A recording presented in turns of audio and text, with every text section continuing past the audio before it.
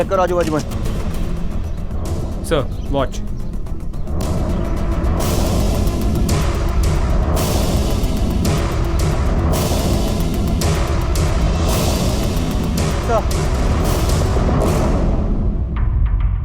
Sir लड़की के पास पड़े बैग से जो सामान मिला है, इन पर से फिंगरप्रिंट्स लेकर हमने एनालिसिस के लिए भेज दिया, लेकिन सर लड़की की बॉडी क्लेम करने के लिए कोई आया नहीं है।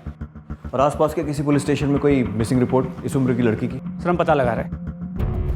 ये छड़ी, ये बोलकर टाइम बताने वाली घड़ी, ऐसा सामान तो नेत्रहीन लोग ही यूज़ करते हैं। पहला गैस यही है कि इस लड़की का सामान है, लेकिन किसी और का भी हो सकता है। सर अगर पोस्टमार्टम रिपोर्ट से कंफर्म होता है कि ये लड़की नेत्रहीन थी तो ये सारा सामान उसी का होगा। वैसे केस तो एक्सीडेंट या सुसाइड का ही लग रहा है, लेकिन मर्डर को भी नज़रअंदाज नहीं किया जा सकता। एक काम करो, बस टिकट्स की जांच करवाओ, शायद लोकेशन का कुछ आइडिया मिले। सर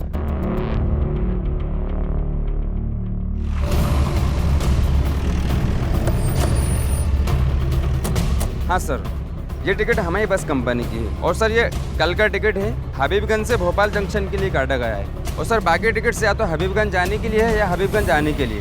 ये टिकट्स हमें एक नेत्रहीन लड़की के पास से मिले।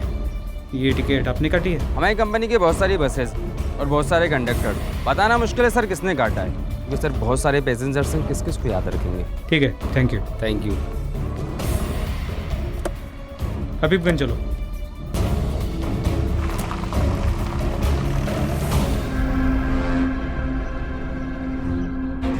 यहाँ आसपास कोई नेत्रहीन लड़की रहती है? नहीं।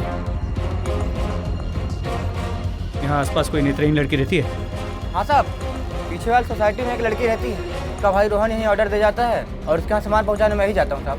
हमें उसका घर दिखाओ।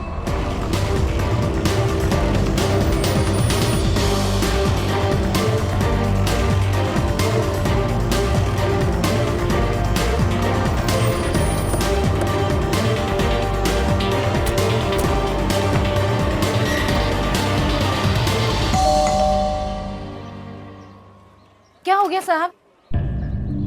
यहाँ कोई नेत्रहीन लड़की रहती है? हाँ, अनुराधा रहती है। हमें शक है कि उसका ट्रेन एक्सीडेंट हो गया। क्या? अनुराधा का एक्सीडेंट हो गया? कल? अच्छा उसके घर में कोई और नहीं है, माँ बाप वगैरह? इसके माँ बाप जैसे हैं साहब, बस एक भाई है उसके साथ उसका। तो इस वक्त उसका भाई कहाँ है? किसी काम से चंडीगढ़ गया हुआ है। रोहन को क्या जवाब देंगे हम? रात को तो हम आए थे, दरवाजा भी खटखटाया था हमने सोचा कि सो रही होगी, डुप्लीकेट चाबी रहती है हमारे पास। सुबह जब हमने घर खोलकर देखा, कोई नहीं था घर में। अगर घर में कोई नहीं था तो आप लोगों ने उसकी मिसिंग कंप्लेंट क्यों नहीं लिखवाई? हमने सोचा कहीं गई होगी साहब। ठीक है, उसके घर की डुप्लीकेट चाबी ले आई।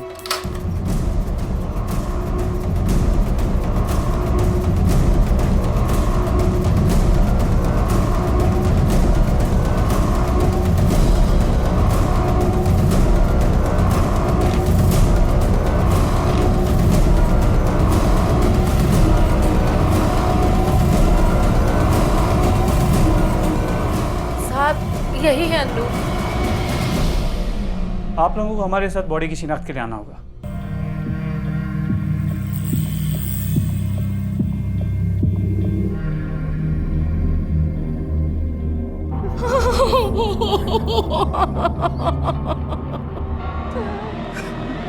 हमारा बच्चा नहीं है साहब। इन लोगों को आप कब से जानते हैं? जब से ये हमारे पड़ोस में रहने आए थे, बहुत प्यार करते थे दोनों एक दूसरे को। अगर अन्नू को जरा सा भी कुछ हो जाता तो रोहन पूरा घर सर पर उठा लेता था साहब। अरे क्या हुआ? कमीने! लगी तो नहीं बेटा? हाथ पाँव तोड़ दूंगा तेरा। बैठ जा, बैठ जा, बैठ जा। क्या हुआ? ये यहाँ के बच्चे, ज़्यादा दर्द हो रहा है? चलो हॉस्पिटल चलते हैं। अरे नहीं बेटा, ज्यादा जोर से नहीं लगी, अभी ठीक हो जाएगा। हाँ। रोहन के आते ही हमें इन्फॉर्म कीजिए, बॉडी सिर्फ उन्हीं को दी जा सकती है। आखिरकार एक डेड बॉडी को उसकी पहचान मिल गई। अब सिर्फ उसकी मौत के कारणों पर से पर्दा हटाने का काम बाकी था। पहली नजर में तो ये सुसाइड या एक्सीडेंट का केस ही मालूम हो रहा था, लेकिन पुलिस मर्डर के एंगल को भी नजरअंदाज नहीं करना चाहती थी। सवाल यह था कि एक 18 साल की लड़की की जिंदगी में ऐसी क्या बात हो गई थी कि उसने अपनी जान देने का फैसला कर लिया, और जिस भाई के वो इतने करीब थी उसे छोड़कर जाने का कदम उसने कैसे उठा लिया। ये माना कि आत्महत्या करने वाला इन सारे लॉजिक्स के परे होता है, लेकिन क्या ये वाकई एक आत्महत्या का मामला था? और पुलिस अपनी तहकीकात से हत्या के विकल्प को नहीं निकाल सकती थी। सिर्फ लाश की शिनाख्त करना पुलिस का मकसद नहीं था, बल्कि ये पता लगाना था कि आखिरकार अनुराधा के साथ हुआ क्या था।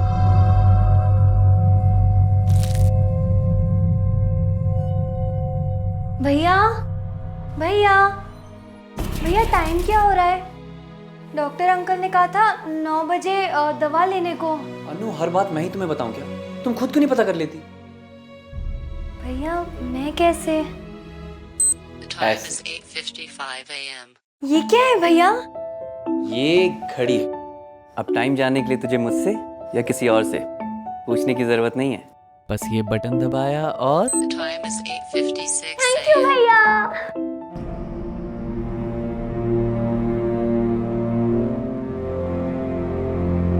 मेरी बहन अंधी जरूर थी, पर वो जन्म से अंधी नहीं थी।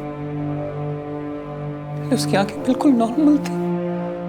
अरे भाई चलो भाई चलो, देर हो रही है, आप तैयार नहीं हुए अभी तक? नहीं बस तैयार हो गई, चलो ना। हम चाचा जी के यहाँ से सुबह 6 बजे तक आ जाएंगे। बाय बच्चे। अंकल के यहाँ से वो कभी नहीं लौटे। कार एक्सीडेंट में उनकी मौत हो गई। बहुत बुरे दिन थे वो हमारे लिए। मैं खुद इतना बड़ा नहीं था कि अनुराधा को संभाल सकूं, पर समय सब सिखा देता है। धीरे धीरे सब कुछ ठीक भी होने लग गया था, लेकिन एक दिन अचानक अनुराधा की आंखों में दर्द उठा। क्या हुआ अनु? भैया मेरी आँख और सिर में बहुत दर्द हो रहा है। अच्छा, एक मिनट रुक, मैं आइस पैक लेके आता हूं।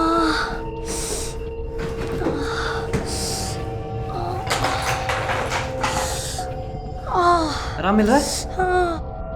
पहले उसकी आंखों पर चश्मा चढ़ा, फिर धीरे धीरे उसका नंबर बढ़ता रहा, और आखिर मुझे नहीं पढ़ना है, मुझे नहीं पढ़ना, मुझे कुछ नहीं दिखता, मुझे कुछ नहीं दिखता है। नहीं, मुझे नहीं पढ़ना, मुझे नहीं पढ़ना है। भैया मुझे कुछ सही से नहीं दिखता है भैया। हाँ तो हम जा रहे हैं ना डॉक्टर के पास, सब ठीक हो जाएगा। भैया मुझे इस अंधेरे से निकालो भैया, मुझे बहुत दर्द होता है। सब ठीक हो जाएगा। अनुराधा ने तो धीरे धीरे अंधेरे को एक्सेप्ट कर लिया, और अंधेरों ने उसके अंदर की जीने की रोशनी को ही निकल लिया। किसी डॉक्टर को दिखाया था उसे? छोटे बड़े हर डॉक्टर को दिखाया था, फिर उनके कहने पर हैदराबाद भी लेकर गया था, फिर कोई फायदा नहीं हुआ। क्या अनुराधा डिप्रेस भी थी? मतलब क्या यह हो सकता है कि वो खुद ट्रेन के सामने आई हो? सुसाइड? पता नहीं सर, पर पहले भी उसने 1-2 बार सुसाइड अटेम्प्ट किया है। अनु, ये मैंने कुछ पकौड़े। अनु क्या कर रही है? नहीं, अरे रोहन, रोहन छोड़। सर नहीं करते रोहन। क्या हुआ आंटी? रोहन के हाथ काट रही चाकू से अपना। हाथ काट? मेरा दम घुटता है, मुझे नहीं जीना है, मुझे छोड़ो। चुप कर, ऐसे नहीं करते बेटा। श्रीवास्तव अंकल और आंटी ने बहुत हेल्प की। अगर वो नहीं होते तो मैं तो अनु को संभाल ही नहीं पाता। ठीक है, अब जा सकते हैं। जरूरत पड़ी तो दोबारा बुलाएं। जी।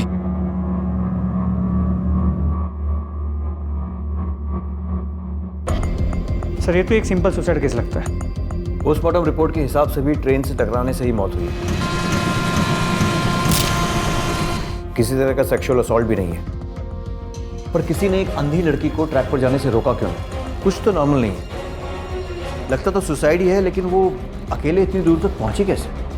सारे सबूत और गवाह इस बात की तरफ इशारा कर रहे थे कि अनुराधा ने आत्महत्या की है। उसने पहले भी सुसाइड अटेम्प्ट किया ही था।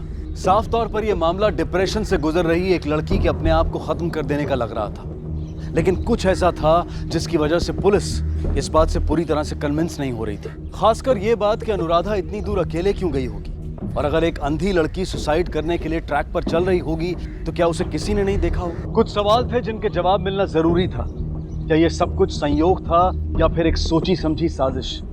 पुलिस ने अपने तरीके से कुछ और लोगों से पूछताछ करने का फैसला लिया। मैं तो सुबह निकल जाता हूँ साहब, मैंने कुछ भी नहीं देखा। मुझे कुछ नहीं पता साहब, मैं तो यहाँ कुछ ही दिन पहले आया हूँ। यहाँ तो किसी को जानता भी नहीं। रोहन तो दिख जाता था, पर उसकी बहन को तो मैंने कई महीनों से नहीं देखा है। बाहर बहुत कम निकलती थी, और अकेले तो मैंने कभी देखा ही नहीं। तुम्हारी शिफ्ट कौन सी है? हम 24 घंटे ड्यूटी करते हैं साहब। तो सोते कब हो? ऐसे ही साहब, दिन में कभी सो जाते हैं दोपहर के खाने के बाद, रात में अक्सर सो जाते हैं। वो क्या है ना कि रात में लोग कम आते जाते हैं। सब यहाँ कौन सा आतंकवादी आने वाला होता है साहब। ऐसे सोसाइटी वालों को 2 पैसे कम में 24 घंटे का चौकीदार मिल जाता है और हमको भी 2 पैसे अधिक मिल जाते हैं साहब। अनुराधा को जानते हो?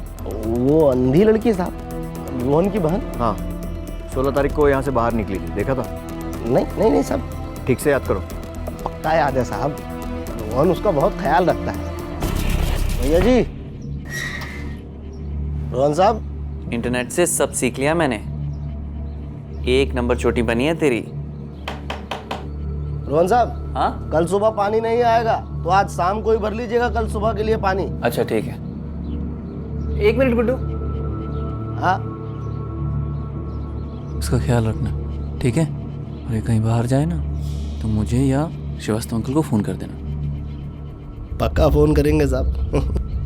साहब, अनुराधा अगर यहाँ से बाहर जाती तो हम पक्का उसको रोकते या फिर श्रीवास्तव साहब को कॉल करते। साहब, हम कई सालों से इस सोसाइटी में हैं। ड्यूटी ठीक से करते हो? एकदम चुस्ती से करते हैं साहब। देखते हैं।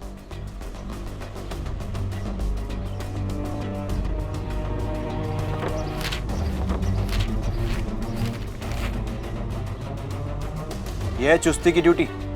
एंट्रीज भी पूरी नहीं है। अगर कुछ छुपा रहा है या झूठ बोलकर हमें गुमराह कर रहा है तो 20 साल के लिए अंदर करूंगा, समझा ना? नहीं चुप।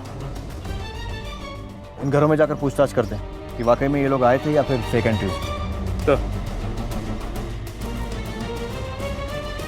हाँ सर, सुमित मेरा चचेरा भाई है और 16 तारीख को मेरे घर आया भी था। लेकिन बात क्या है साहब? कुछ नहीं, ऐसी रूटीन इंक्वायरी। लेकिन सुमित ने गेस्ट एंट्री रजिस्टर में ना तो अपना मोबाइल नंबर लिखा है ना साइन किया है। क्यों? अरे साहब, वॉचमैन बहुत ही लापरवाह है सर। कई बार विजिटर्स को खुद ही मना कर देता है रजिस्टर में एंट्री करने के लिए। बोलता है कि इससे पेज भर जाएगा। मैंने उसको कई बार डांटा साहब, लेकिन कुछ दिन बाद वो फिर से वैसे ही हो जाता है। और तो और साहब, उसका कैरेक्टर भी अच्छा नहीं है। वो आने जाने वाली लड़कियों को घूरता रहता है। अपने पड़ोस में जो मिश्रा जी रहते हैं उनकी लड़की के साथ छेड़खानी कर दी थी साहब। लोग तो पुलिस में रहने वाले थे। माफ़ी मांगने पर मामले को दबा दिया गया था साहब। ठीक है। हाँ, इंस्पेक्टर साहब, रमेश को क्यों नहीं जानता? मेरे दोस्त का बेटा है वो, और 16 तारीख को यहाँ आया भी था। लेकिन बात क्या है इंस्पेक्टर साहब? वॉचमैन की तो बात मत करिए आप। नंबर 1 का घटिया और बेकार आदमी है। अरे साहब, लड़कियों के साथ छेड़छाड़ करता है। मैं तो पुलिस में जाने वाला था, लेकिन सोसाइटी वालों ने रोक लिया। पता नहीं सेक्रेटरी से उसने क्या सेटिंग करके रखी है कि हर बार बच जाता है। ठीक है सर, मुझे लगता है इस सेक्रेटरी से बात करनी पड़ेगी। चलो। आपकी सोसाइटी के वॉचमैन के खिलाफ इतनी सारी शिकायतें हैं, फिर भी आपने उसे हटाया क्यों नहीं? और ना ही पुलिस में कोई कंप्लेन दर्ज की है? सर, कुछ तो सोसाइटी के लोगों का भी प्रॉब्लम है। लोग उससे अपना पर्सनल खुन्नस निकालते हैं, अपना सामान मंगवाना चाहते हैं, और जब वो ड्यूटी छोड़कर जाने से मना कर देता है तो लोग उसकी शिकायत कर देते हैं। पहले कुछ लड़कियों ने सर उसके खिलाफ शिकायत की थी, पर पिछले 1 सालों से सर उसके खिलाफ कोई कंप्लेन नहीं है। हाँ, फिर भी अगर आप कहते हैं सर तो मैं सिक्योरिटी एजेंसी से बात करके उसको हटा देता हूँ। जी नहीं, पहले मैं तो उससे ठीक से बातचीत कर लूँ।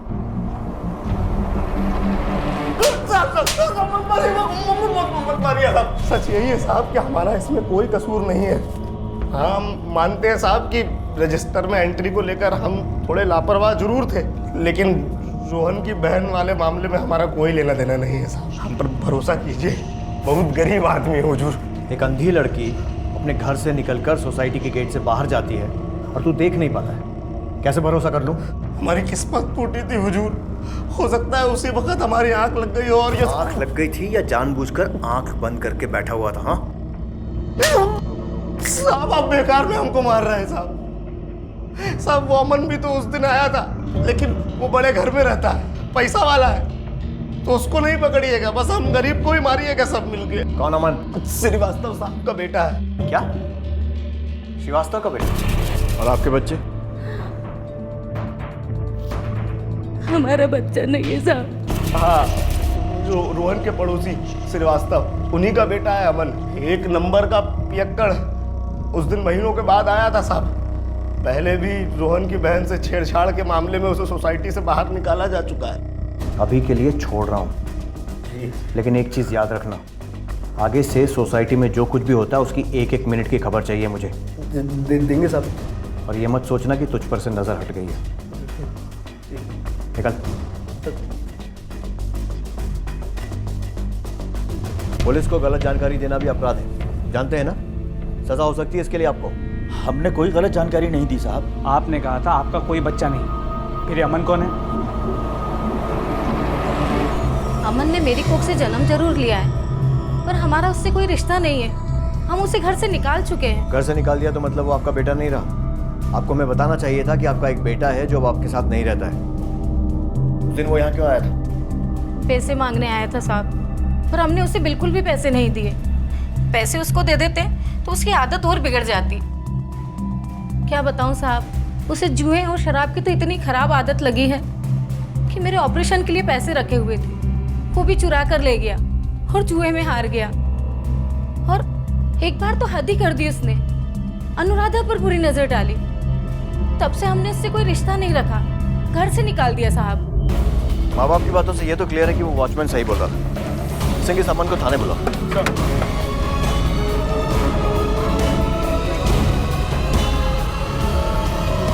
चल बता, क्यों गया था उस दिन वहां पर? सर मेरे पास पैसे खत्म हो गए थे, भीख मांगने तक की नौबत आ गई थी, इसलिए पेरेंट्स के पास गया था मैं पैसे मांगने के लिए, और उन्होंने भी मना कर दिया पैसे देने से मुझे। और तूने गुस्से में अनुराधा को मार दिया क्योंकि तेरे माँ बाप तुझसे ज्यादा उससे प्यार करते थे और तेरी बुरी नजर भी थी ना उस पर। मुंह खोलेगा या खुलवाऊं? सर मैंने उसके साथ कुछ गलत नहीं किया था।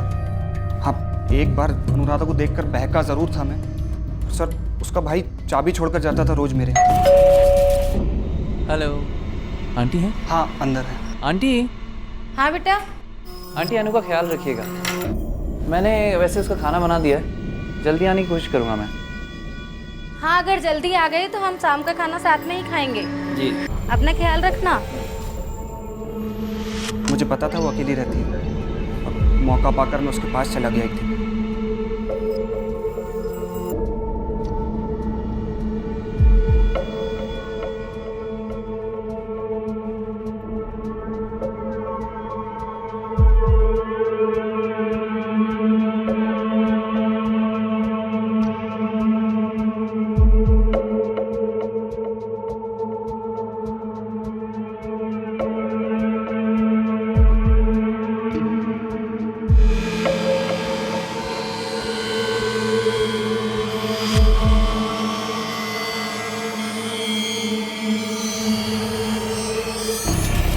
उसे देखता था पर कभी भी टच नहीं किया सर उसको।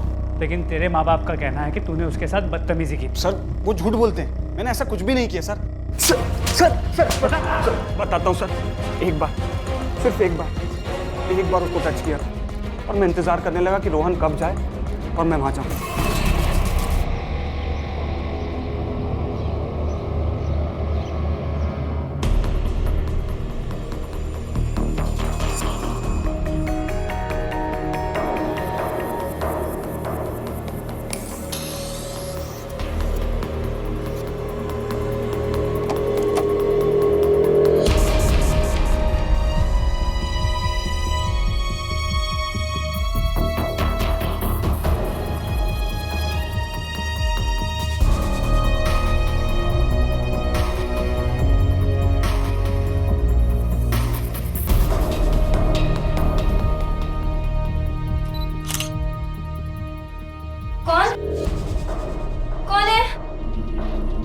अनुराधा चुप रहो, शांत रहो। अब अमन भी आप? किसी को क्या पता चल रहा है इसके में क्या हुआ? दिन में भैया भैया छोड़ो, बचाओ बचाओ, छोड़ो छोड़ो। तू यार रोहन के घर में क्या कर रहा है? क्यों? बच्ची को छेड़ रहा है? नहीं है। अरे ये छेड़ रहा था बच्ची को। ऐसा कुछ नहीं है। अरे झूठ बोल रहा है तू? ऐसा कुछ नहीं है, आप जैसा समझ रहे हैं। नहीं ये झूठ बोल रहे। इन्होंने मुझे छुआ था और मैंने सुना था इन्होंने मेरी फोटो भी ली थी। झूठ बोल रही है ये। नहीं सच्ची। देखो अरे ये देखिए,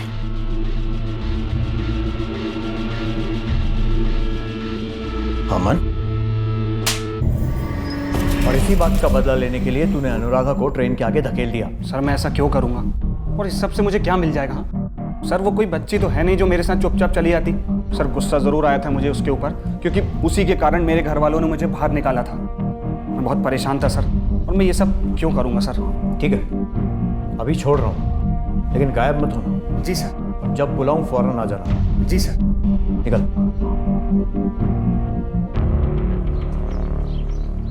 बात तो इसकी सही है। अनुराधा इसके साथ क्यों जाएगी? जब इसने अनुराधा के साथ गलत हरकत करने की कोशिश की थी तो उसने शोर मचाकर अपने आप को बचा लिया था। मतलब अमन का अनुराधा को बहला फुसला कर ले जाना तो बहुत मुश्किल है। लेकिन मुझे अभी भी लग रहा है कि अनुराधा किसी जान पहचान वाले के साथ ही घर से निकली होगी। अब इस मामले में रोहन ही कुछ और बता सकता है।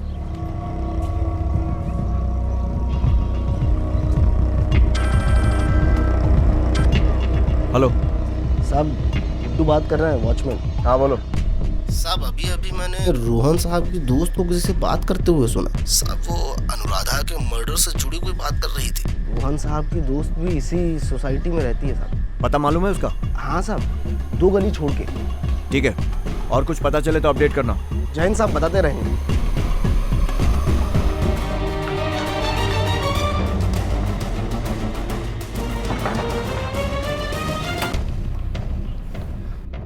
जी, रोहन को जानती है? मैं रोहन को कुछ सालों से जानती थी और हम दोनों बहुत अच्छे दोस्त हैं। सिर्फ दोस्त या? एक्चुअली हम दोनों रिलेशनशिप में थे और अभी हमारा ब्रेकअप हो चुका है। ब्रेकअप की वजह? रोहन अपनी बहन के केयर में कुछ ज़्यादा ही बिजी रहता था, मुझे बिल्कुल भी टाइम नहीं देता था और हर गर्लफ्रेंड चाहती है कि उसका बॉयफ्रेंड उसे टाइम दे, पर नहीं। डेट में होने के बाद भी उसका दिल और दिमाग अनुराधा की केयर में ही लगा रहता है और हमारे झगड़े होने लगे। तुम कहाँ बिजी हो रोहन? अरे कुछ नहीं, मैं वो बस मिसेस श्रीवास्तव को मैसेज कर रहा था। अनु की चाय का टाइम हो गया है ना, वो खुद बनाती तो गिरा देती। रोहन, वो अपना ख्याल रख सकती है। वही तो वो नहीं रख पाती है ना। रोहन, वो दुनिया की अकेली सी लड़की नहीं है जो अंधी है। ये क्या तमीज हुई बात करने की? उसे अंधी मत बुलाओ। तो क्या बोल रहा है? सूता आरती, वो हमारी पहली लड़ाई नहीं थी और ना ही आखिरी। अल्टीमेटली हमारा ब्रेकअप हो गया। उसके बावजूद हमारे झगड़े होते ही रहे। किस वजह से? प्रतीक। ये प्रतीक कौन है? रोहन के बाद मैं प्रतीक से मिली, वो मुझे अच्छा लगने लगा और हम बाहर मिलने लगे। और एक दिन चलो मेरे साथ। रोहन, मैं तुम्हारे साथ नहीं जाना चाहती। आरती, मुझे तुमसे बात करनी है। तुम चलो यार। हाचो। क्यों? अपनी बहन से फुर्सत मिल गई? अरे जा के देख, अंधी का साली कहीं घर ना जा। छोड़ मैं दूर रहे मुझसे, मैं तेरी बहन को घर से उठा लूंगा मैं। छोड़ना यार। रोहन से आखिरी बार कब मिली थी? राधा की मौत के बारे में सुनकर मुझे बहुत दुख हुआ, इसलिए मैं रोहन से मिलने गई थी। दुख हुआ था या खुशी? जी। प्रतीक कहाँ मिलेगा? पुलिस के लिए एक साथ 2 खुलासे हो गए। पहला ये कि रोहन भी किसी रिलेशनशिप में था और दूसरा, रोहन ने अपनी एक्स गर्लफ्रेंड के प्रेजेंट बॉयफ्रेंड प्रतीक के साथ मारपीट की थी। आरती के स्टेटमेंट के मुताबिक ये प्रतीक भी कोई दूध का धुला हुआ नहीं था। उसने भी रोहन से बदला लेने की बात कही थी। अब पुलिस की सस्पेक्ट लिस्ट में प्रतीक का नाम भी आ गया था। कहीं ये प्रतीक ही तो नहीं था जिसने अनुराधा की हत्या करके रोहन से अपना बदला लिया था। अब पुलिस के लिए प्रतीक से पूछताछ करना बेहद जरूरी हो गया था। हाँ सर, ये सही है कि रोहन और आरती के ब्रेकअप के बाद आरती और मैं मिलते थे। तूने तो रोहन से बदला लेने की कसम भी खाई थी और अंधी अनुराधा तेरी कसम पूरी करने के लिए बहुत इजी टारगेट थी ना, और इसीलिए तूने उसे मार डाला। नहीं सर, वो तो मैंने गुस्से में कह दिया था। आप मेरा रिकॉर्ड चेक कर सकते हैं सर, मेरे ऊपर कोई केस नहीं हुआ। मर्डर तो दूर की बात है सर। ठीक है, इस पे नजर रखो, बैकग्राउंड चेक करवाओ इसका। सर, आरती से पूछ लिया, इस प्रतीक की बात भी सुन ली। अब जरा इस रोहन से पूछते हैं, पता तो चले कि तीनों में से सच कौन बोल रहा है। हाँ सर, पहला हाथ मैंने उठाया था। मैं उससे नफरत करता था, उसकी वजह से मेरी आरती दूर हुई थी और उसने मेरे बहन के बारे में भी उल्टा पुल्टा बोला था, लेकिन उसके बाद मेरी उससे कोई मुलाकात नहीं हुई। अच्छा, तुम्हारी बहन कहीं पढ़ाई करती थी क्या? जब हम पहली बार तुम्हारे घर गए थे तो वहाँ ब्रेल में लिखी कुछ किताबें देखी थी। हाँ सर, ब्लाइंड स्कूल में। दरअसल जब से उसकी आंखों की रोशनी गई, मैंने उसकी पढ़ाई के बारे में कभी सोचा ही नहीं। फिर एक दिन जब श्रीवास्तव अंकल और आंटी 10 दिन के लिए कहीं बाहर जा रहे थे, तब मुझे रियलाइज़ हुआ कि इस दौरान अनु का ख्याल कौन रखेगा। तब अंकल ने सजेस्ट किया कि मैं उसे किसी ब्लाइंड स्कूल में डाल दूँ। फिर मैंने अनु से इस बारे में बात की। अनु। जी भैया। तुम्हें ना सेल्फ डिपेंडेंट बनना होगा और इसके लिए तुम्हें ब्लाइंड स्कूल जाना होगा। वहाँ जाकर तुम काम करना सीख लोगी, बाहर घूमना फिरना सीख लोगी और हो सकता है कोई नया काम भी सीख लो। मतलब आप मुझसे थक गए हो, आप मुझसे परेशान हो गए हो ना भैया? नहीं अनु, ऐसी कोई बात नहीं है। अरे मुझे गलत मत समझ, मैं ऐसे काम छोड़ के कितने दिन तक तेरी देखभाल कर पाऊंगा। अरे मैं तो चाहता हूँ तेरे इलाज के लिए तुझे अब्रॉड लेके जाऊँ, तेरे लिए पर्सनल ट्रेनर रखूँ, लेकिन बेटा इन सब के लिए पैसे चाहिए ना। काश काश भगवान मेरी आंखों की जगह मेरी जान ही ले लेते। तू बैठ यहाँ पे, बैठ। ऐसा नहीं बोलते बेटा, मम्मी पापा के जाने के बाद एक तू ही तो है जिसकी वजह से मैं जिंदा हूं। अगर तुझे कुछ हो गया तो तू ब्लाइंड स्कूल नहीं जाना चाहती ना, तो तू मत जाना, ठीक है? मैं कुछ ना कुछ कर लूंगा।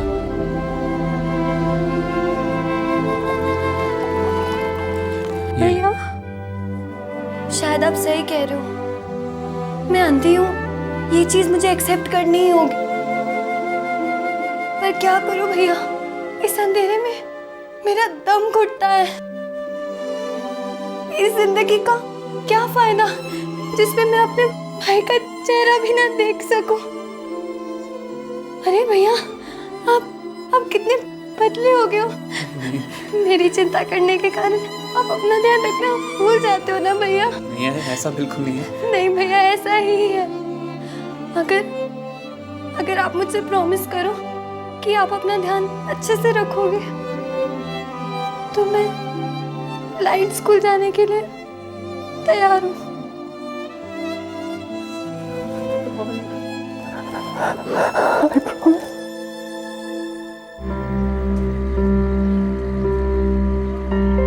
पहले मंथ में तो हम लोग इसे खुद से चलना सिखाएंगे, छड़ी के इस्तेमाल करके। उसके बाद बसों और ऑटो में ट्रेवल करना, ताकि खुद से कहीं भी आ जा सके और सेल्फ डिपेंडेंट बन सके।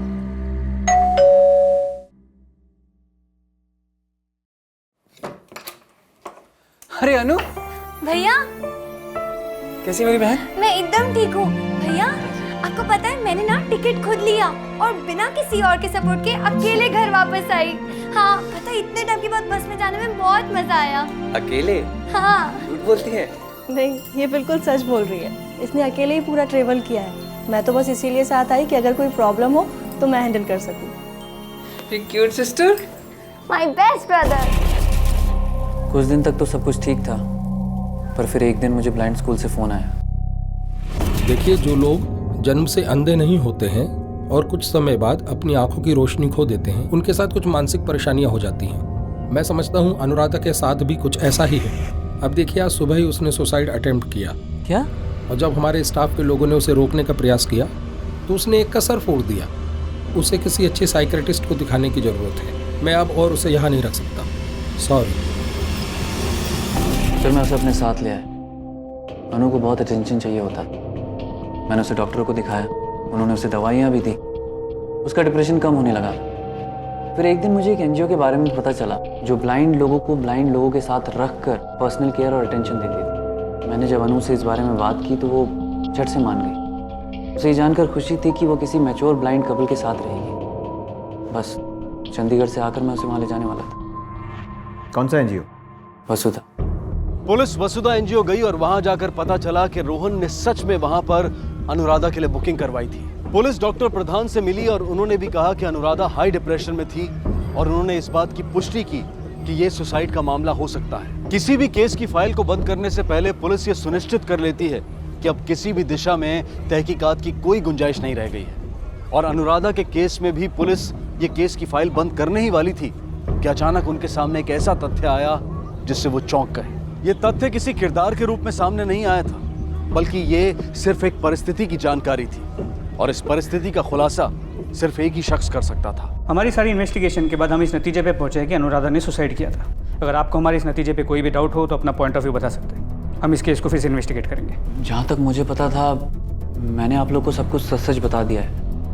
अब आप लोग इन मामलों को मुझसे बेहतर समझते हैं। तुम चंडीगढ़ क्यों गए थे? कितनी बार बता चुका हूँ, जॉब के सिलसिले में। क्यों? अरे क्योंकि वो बेटर ऑफर दे रहे थे। मतलब तुम परमानेंटली वहाँ शिफ्ट होने वाले थे? नहीं, ऐसा कुछ डिसाइड नहीं हुआ था, पर उनके ऑफर में 3 साल का कॉन्ट्रैक्ट था। मतलब तुम अपनी अंधी बहन को 3 साल के लिए वसुधा एनजीओ में डंप करना चाहते थे? क्या हुआ? अपनी बहन के बारे में कुछ भी भला बुरा सुनने पर उबल पड़ते हो तुम। प्रतीक को तो मार भी दिया था, यहाँ एकदम शांत बैठे। आप कहना क्या चाहते हैं? कुछ नहीं, जा सकते हो। सर इसकी दी सारी इन्फॉर्मेशन हमेशा सही निकली है। सिंह, अब तक हमने इससे सिर्फ इन्फॉर्मेशन मांगी है, इसकी इंक्वायरी नहीं की है। आज की पूछताछ से थोड़ा हिला हुआ लग रहा है ये। अब इसकी इंक्वायरी निकालते हैं, इसके ऑफिस चलते हैं। रोहन बहुत ही मेहनती और बहुत ही होनहार लड़का है। उससे हमें कभी कोई शिकायत का मौका नहीं मिला। हाँ, उसकी सिस्टर के कारण कभी कभी हमें उसे रिलैक्सेशन देना पड़ता था, लेकिन इससे उसके कभी काम में कोई फ़र्क नहीं पड़ा। क्या वो अपनी सैलरी और बाकी फैसिलिटीज से खुश था? हाँ बिल्कुल सर, रिसेंटली हमने उसकी सैलरी बढ़ाई, उसका प्रमोशन भी किया। He was very happy. मुझे रोहन की ट्रैवल की सारी जानकारी चाहिए, जाने की भी और आने की भी। Yes sir. लेकिन सर आपको रोहन पे शक है? जिस तरह के बयान लोगों ने दिए उससे ये कह पाना तो बहुत मुश्किल है कि रोहन ने ही अपनी बहन का मर्डर किया, लेकिन फिर भी केस बंद करने से पहले सारी जानकारी लेना जरूरी है। सर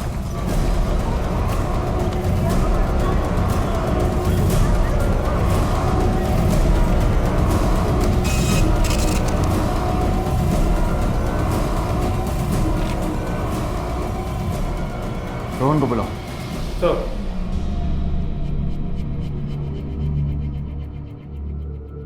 हाथ में क्या हुआ? ये चोट लग गई सर। और कितना झूठ बोलोगे? नहीं सर, मैं झूठ नहीं बोल रहा हूँ सर, मैं गिर गया था। ऐसी चोटें अक्सर कलाई काटने की कोशिश में ही लगती हैं। हाँ सर, हाँ सर, मैंने कलाई काटने की कोशिश की सर, क्योंकि मैं जीना नहीं चाहता था। मैं अपनी बहन के बिना जीना नहीं चाहता। इतना ही प्यार करते थे उससे तो उसे मारा क्यों? सर ये आप क्या कह रहे हैं सर, मैंने अपनी बहन को नहीं मारा। ये तुम्हारे चंडीगढ़ जाने की ट्रेन की टिकट्स और ये फ्लाइट की टिकट्स दोनों की बुकिंग करा के रखी थी। कोई खास कारण?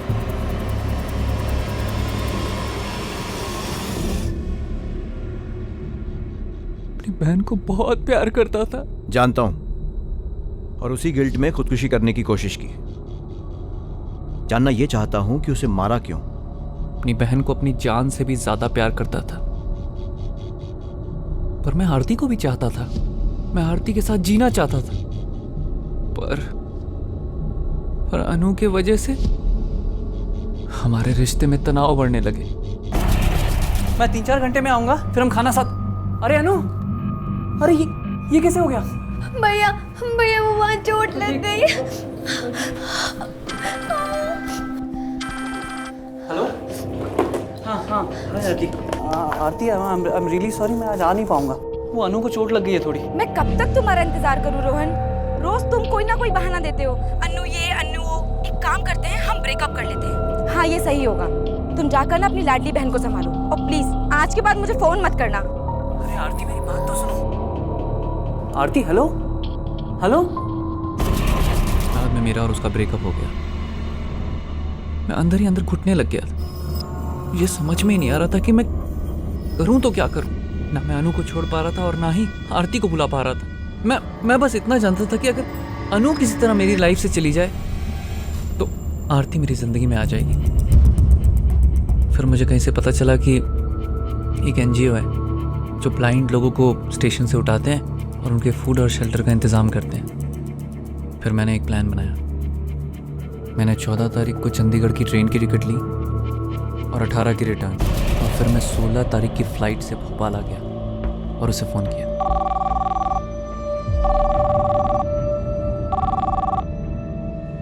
हेलो। हेलो अनु, मैं रोहन बोल रहा हूँ। हाँ भैया, मैं आपकी आवाज़ पहचानती हूँ। क्या हो गया आपको? अच्छा सुन, मैं आज वापस आ रहा हूँ। मेरी जॉब पक्की हो गई, सैलरी भी अच्छी है। मैं तेरे लिए एक पर्सनल ट्रेनर और केयर टेकर रखूँगा। वहाँ ना बहुत बड़ा बंगलो है, लॉन भी बहुत बड़ा। तू वहाँ पर घूम सकेगी। अरे वाह, कांग्रेट्स भैया। एक काम कर, तू भोपाल स्टेशन आ जाना, हम वहाँ से कहीं घूमने चलेंगे। वैसे भी 1-2 रोज में चंडीगढ़ शिफ्ट होने वाले हैं, लेकिन तू अकेले आ तो जाएगी ना? भैया आप भूल गए क्या? ट्रेनिंग स्कूल में मैंने सब कुछ सीखा है। आप बिल्कुल भी टेंशन मत लो। आप खाली मुझे ये बताओ कि मैं कितनी देर में आऊँ? घंटे भर में। अच्छा सुन, तू श्रीवास्तव अंकल को मत बताना कि मैं वापस आ गया हूँ, ठीक है? हाँ हम उनको सरप्राइज देंगे। ठीक है भैया।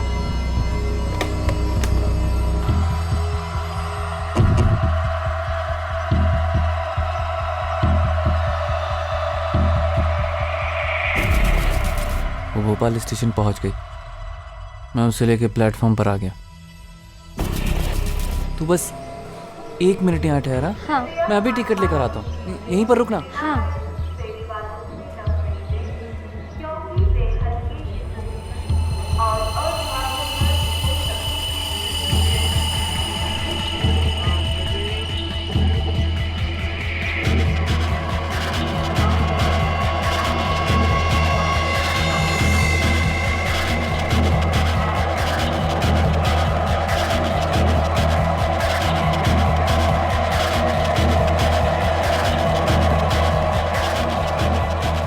Time is 2:30 p.m. भैया भैया भैया भैया आप कहाँ गए भैया? क्या हुआ बेटा? वो मेरे भैया ना टिकट लेने गए थे। कहाँ पे गए? पता नहीं कहीं गए, आए नहीं अभी तक। आ जाएंगे बेटा, आप रो मत, आ जाएंगे। भैया क्या हुआ बेटा? भैया उनके भैया नहीं कहीं आए। चले गए? नंबर है क्या आपके पास? नंबर नहीं पता। रो मत बेटा, भैया आ जाएंगे। 2 घंटे वेट करने के बाद भी कोई एनजीओ वाला उसे लेने नहीं आया। वो घबरा गई और रोने लग गई, और मुझसे उसका रोना देखा नहीं गया। मैं झट से उसके पास चला गया। भैया क्या हुआ? भैया 2 घंटे से परेशान हो रही है। भैया कहाँ थे भैया? मैं टिकट लेने गया था। मैं डर गई थी। आप नंबर भी नहीं दे, कुछ नहीं। Sorry thank you. चलो। अरे मैंने बोला था ना, घबराने की जरूरत नहीं है। भैया आपने कितना देर लगा दिया। Sorry really sorry. संभल के, सीढ़ी है। क्या हुआ भैया? आप इतने चुप क्यों हो? I'm sorry भैया, मैं ना उस टाइम पे बहुत ज़्यादा रो दी, पर मैं क्या करती, मैं बहुत ज़्यादा डर गई थी। मुझे ऐसा लगा कि आप मुझे छोड़कर चंडीगढ़ चले जाओगे, लेकिन भैया मुझे पता है आप मुझे बहुत प्यार करते हो और मुझे कभी छोड़ के नहीं जाओगे।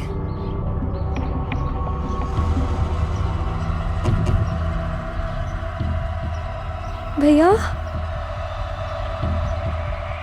भैया भैया भैया भैया भैया आपका भैया भैया भैया भैया कहाँ आप?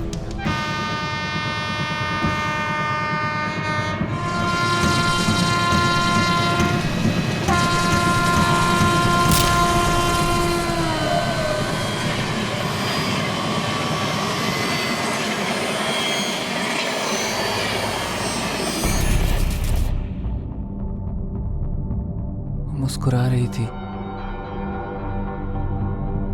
जैसे कह रही हो कि अंधी वो नहीं, अंधा मैं हो गया था।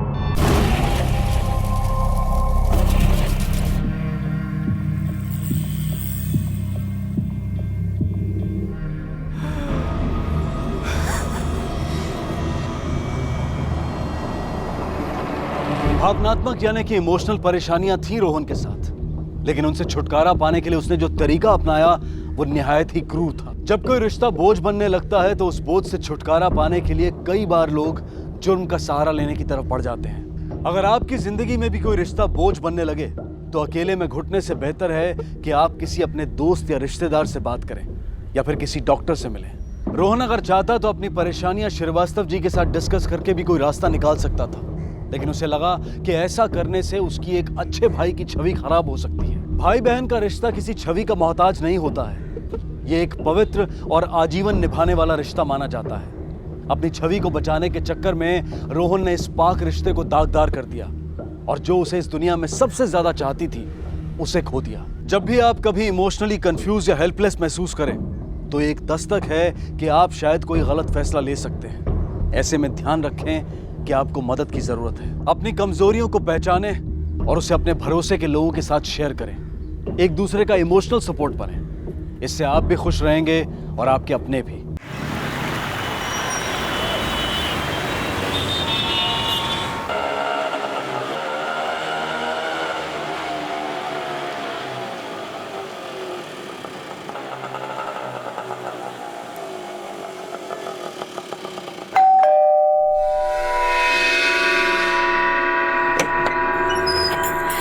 प्रशंजित तुम्ही? लेकिन तुम तो मालदा से कल आने वाले थे, फिर अचानक कैसे आ गए? हाँ कल आषाढ़ झीलो, आने वाला तो कल ही था, किंतु काज जल्दी खत्म हो गया तो फिर रुककर क्या फायदा। बहुत अच्छा किया। एक मिनट। अरे क्या कर रहे हो? एक बात बताओ, हमें मिस कॉर्ली की? बहुत ज्यादा। छोटी छोटी।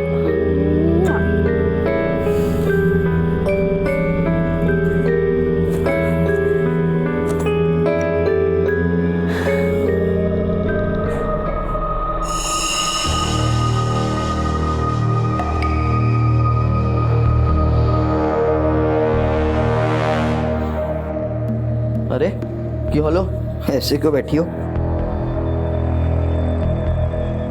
क्या है ये? अरे ये तुम्हारे ही बाल है मिष्टी। ये बाल घुंघराले हैं, अब मेरे बाल सीधे हैं। काजल हो चेटा। तुम मुझ पे शक कर रही हो? हाँ अरे बाबा आई लव यू, मैं सिर्फ तुमसे प्यार करता हूँ। और रही बात इस बाल की तो तुम शायद भूल रही हो, घर में माँ भी रहती है, उनके बाल भी घुंघराले हैं, समझी?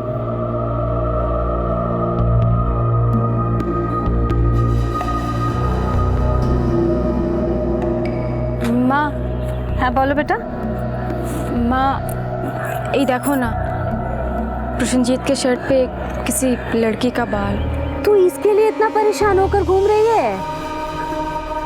अरे मेरा बाल होगा, बाहर से आया था तो गले लगा था मेरे, रह गया होगा उसके कपड़ों में। क्या छोटी छोटी बातों पे शक करती रहती है? प्रशंजीत ऐसा लड़का नहीं है, बहुत प्यार करता है तुझसे।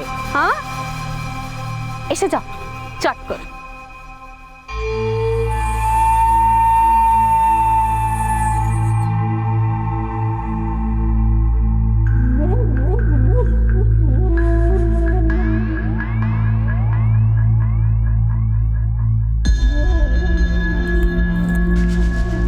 प्रशंजीत भूल गई क्या पंडित जी ने क्या कहा था? ओह सॉरी, भूल गई थी कि हम एक साल तक कुछ नहीं कर सकते।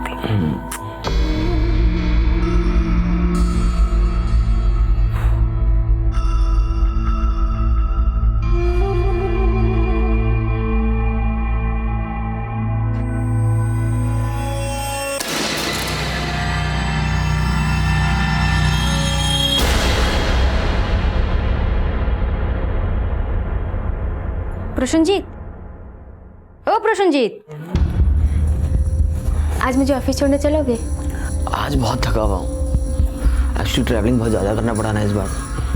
कल पक्का तो मैं ऑफिस छोड़ने चलूँगा। लेकिन जब मैं शाम को ऑफिस से वापस आऊंगी ना, तब बाहर कहीं डिनर करने चलेंगे। पक्का चलेंगे। Love you.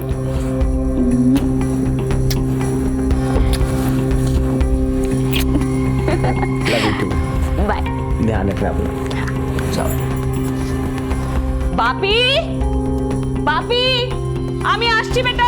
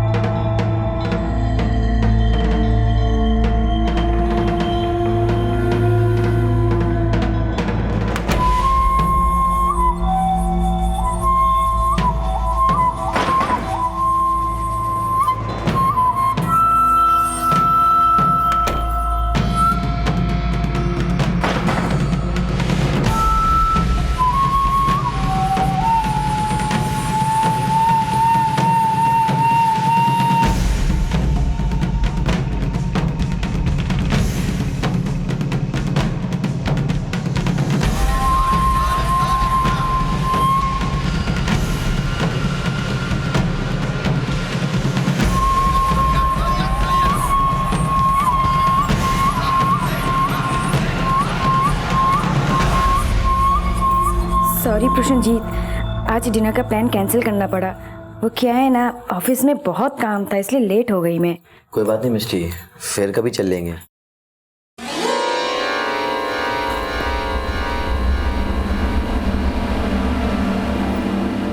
প্রসেনজিৎ, প্রসেনজিৎ, এটা কার হচ্ছে? किसकी पिन है ये? अरे तुम्हारी पिन होगी। प्रसन्नजीत, तुम मुझसे कुछ छुपा रहे हो ना? मेरे पीछे यहाँ पे कोई आती है ना? हाँ? क्योंकि ये मेरी पिन नहीं है। कैसी बातें कर रही हो तुम यार? ये पिन तुम्हारी होगी। अरे मैं बोल रही हूँ मेरी पिन नहीं है। अरे ये तो मेरी पिन है। अरे आज तुम्हारा वॉशरूम यूज किया था ना मैंने, इसलिए तैयार भी यही हुई थी, यही रह गई होगी। बापी, मेरे वॉशरूम का नल ठीक करा देना याद से, हाँ? और क्या मिष्टी ये बात बात पे झगड़ा करना? मुझे लगता है तुम दोनों को थोड़ा वक्त और साथ में बिताना चाहिए, यही अच्छा होगा।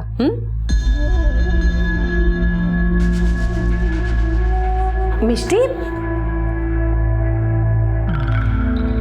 बापी जरा संभल के, हाँ?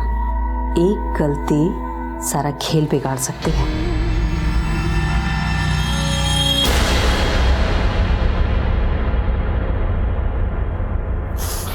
इधर देखो, मैं सच में कुछ ऐसा वैसा नहीं कर रहा हूँ। मिष्टी, आई लव यू। मैं सिर्फ तुमसे प्यार करता हूँ, कसम से मिष्टी। मैं जिंदगी भर किसी लड़की को आंख उठाकर नहीं देखूंगा, समझी? तो अब रोना बंद करो। चुप कर बेबी।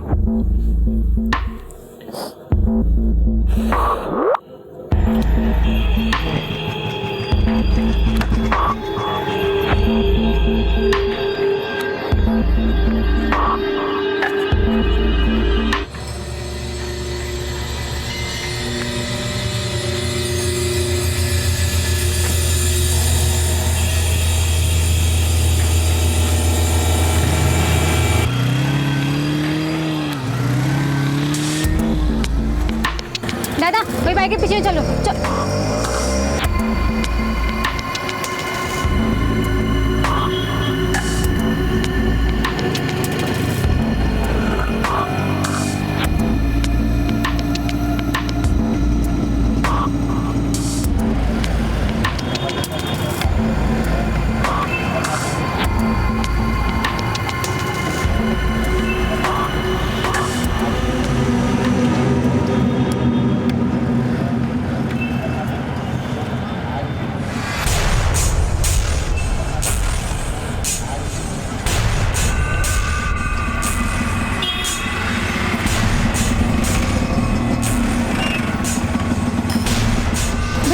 उस ऑटो का पीछा करिए।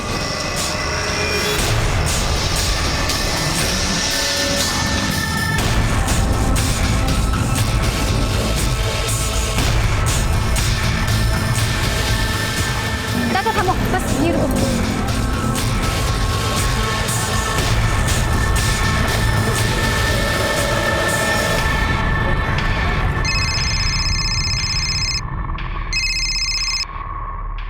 हेलो, मैं बिजी हूँ, मैं बाद में बात करूंगी, ठीक है?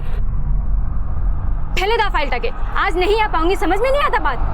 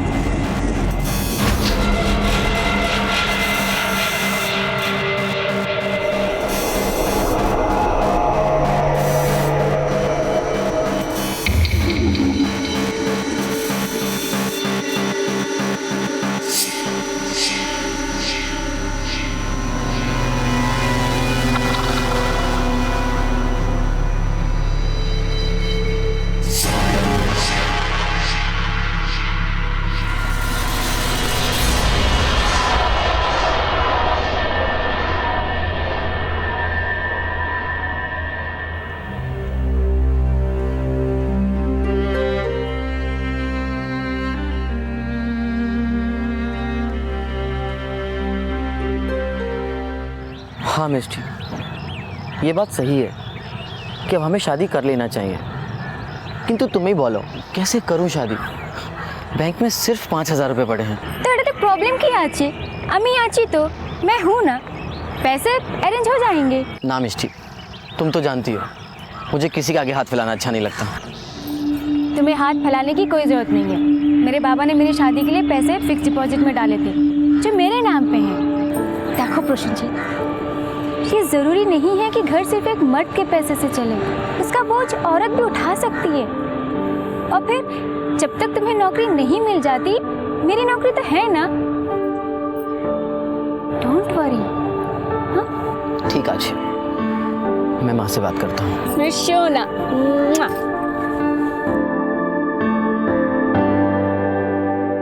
मैं उस लड़के से मिल चुका हूँ। सुमा, कौन सा इंटरव्यू देने वाला था वो? सेल्समैन का। पूरी जिंदगी सिर्फ टारगेट अचीव करते हुए निकल जाएगी। पूरी जिंदगी कैसे निकलेगी वो नहीं पता, लेकिन अगर निकलेगी तो सिर्फ प्रसन्नजीत के साथ, अन्नो कारो साथे नहीं। तुम अपना मनमानी करना चाहती हो तो निकल जाओ यहाँ से, लेकिन याद रखना, जिस दिन तुम इस घर से एक कदम भी बाहर निकालोगी, उस दिन से यहाँ तुम्हारे लिए एक फूटी कौड़ी भी नहीं मिलेगी।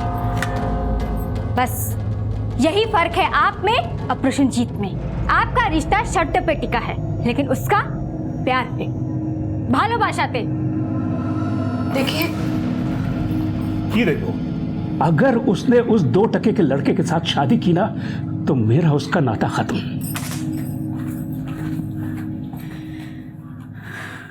हेलो मिष्टी। की होलो कथा होइछे की बात हुई क्या? तुम्हें पता है, माँ ने तो हाँ बोल दी है।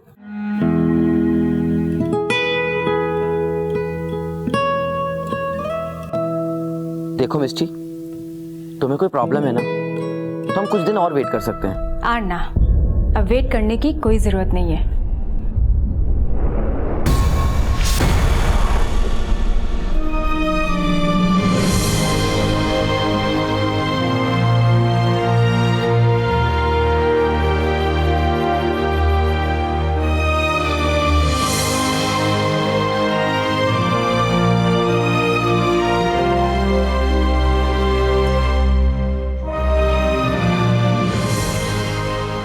क्या मिष्टी, ऐसा भी क्या जरूरी काम आ गया जो अचानक से जा रही हो?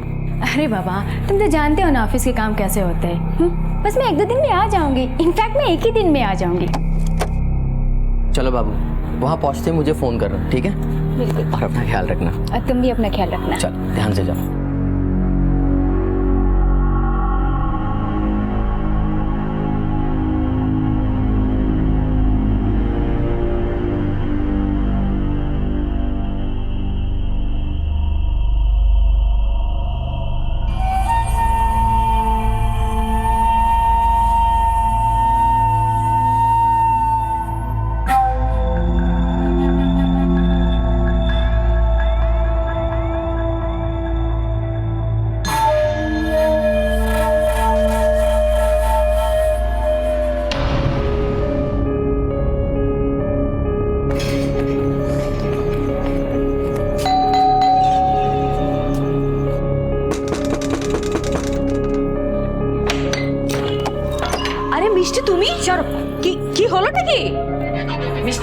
प्रसन्नजीत, दरवाजा खोलो, दरवाजा खोलो प्रसन्नजीत। मुझे पता है कि वो अंदर ही है। प्रसन्नजीत। क्या हुआ मिष्टी? हटो, हटो। कहाँ है वो लड़की? कौन लड़की मिष्टी? हाँ, वो लड़की कहाँ है? अरे किसको ढूंढ रही हो? कहाँ छुपाया उसे? अरे किसकी बात कर रही हो मिष्टी? कहाँ है? वो लड़की कहाँ है? हाँ, कहाँ है वो लड़की? मुझे पता है कि वो यही है। मैंने खुद उसे यहाँ पे आते हुए देखा है। अरे कौन सी लड़की को देखा है? अरे क्यों नहीं? मैंने खुद उसे अपनी आंखों से इस घर में आते हुए देखा है। कहाँ है? हाँ, कहाँ है वो लड़की? भगा दिया ना उसे। किस लड़की की बात कर रही हो तुम? और तुम तो बाहर गई थी ना? मैंने तुमसे झूठ बोला था कि मैं बाहर जा रही हूँ ताकि मैं तुम्हें रंगे हाथों पकड़ सकूं। मैंने उस लड़की को खुद इस घर में आते हुए देखा है। अरे क्या बेकार में शक करती रहती हो पापी के ऊपर? मैं कह रही हूँ ना, कोई लड़की नहीं है यहाँ पे। माँ, आप चुप रहिए, क्योंकि आप भी इसके साथ मिली हुई हैं और मैंने खुद आपको उस लड़के के साथ मॉल से बाहर निकलते हुए देखा है। एक लिमिट होती है हर चीज की। कभी बाल, कभी पिन, हर छोटी चीज को लेकर शक करती रहती हो तुम। दरअसल बात तो ये है ना कि तुमने जिंदगी में कभी मुझ पे भरोसा किया ही नहीं। अगर तुम्हें मुझसे इतनी प्रॉब्लम है ना, तो मैं ही चला जाता हूँ इस घर से। ना ना प्रसन्नजीत, तुम्हें जाने की जरूरत नहीं है। जाऊंगी तो मैं इस घर से जाऊंगी, और वो भी डिवोर्स केस फाइल करने, क्योंकि तुम जो कर रहे हो ना, उसके बाद हमारे बीच कुछ नहीं बचता। पापी सुनो तो। मिष्टी तुमको तो। माँ प्लीज, आप भी जाइए यहाँ से, जान अपने घर के।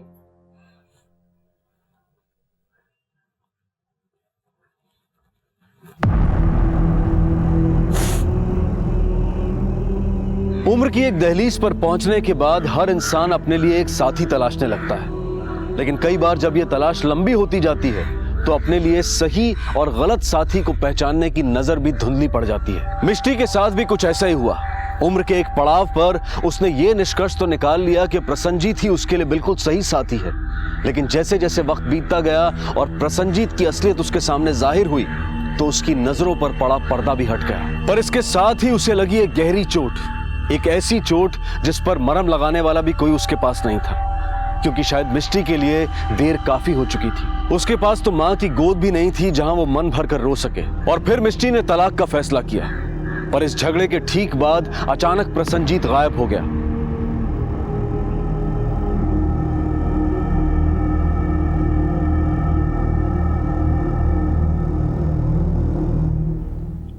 सर, ये मिसेस अर्पिता रॉय है, इन्हें एक मिसिंग कंप्लेन लिखवानी है। बैठिए प्लीज।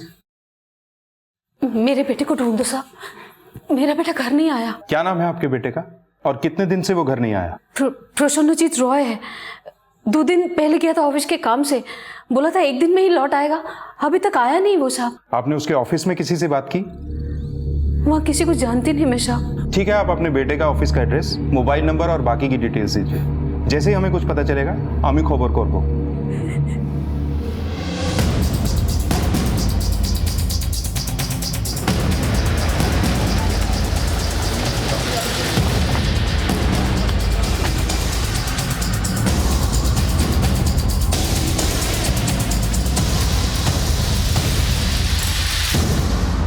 जी सर, 15 फेब को प्रसन्नजीत रानीगंज के लिए निकला था। उसका एक ही दिन का काम था वहाँ। वो हमारे कंपनी का मार्केटिंग एग्जीक्यूटिव है, इसलिए हमेशा ट्रेवल करता रहता है। क्या ऐसा पहले भी कभी हुआ है कि वो कहीं गया हो और उसे आने में देर हो गई? नहीं सर, वैसे तो हमारे कंपनी में वो नया है, पर जब से हमारे कंपनी में काम कर रहा है ऐसा कभी नहीं हुआ उसके साथ। लेकिन हाँ सर, रानीगंज में जिस क्लाइंट से वो मीटिंग करने गया था उस क्लाइंट से वो मिला ही नहीं। उस क्लाइंट का हमें कॉल है। एक काम कीजिए, अब प्रसन्नजीत की पूरी जॉब प्रोफाइल हमें दीजिए, हम पता लगाने की कोशिश करेंगे। Okay sir.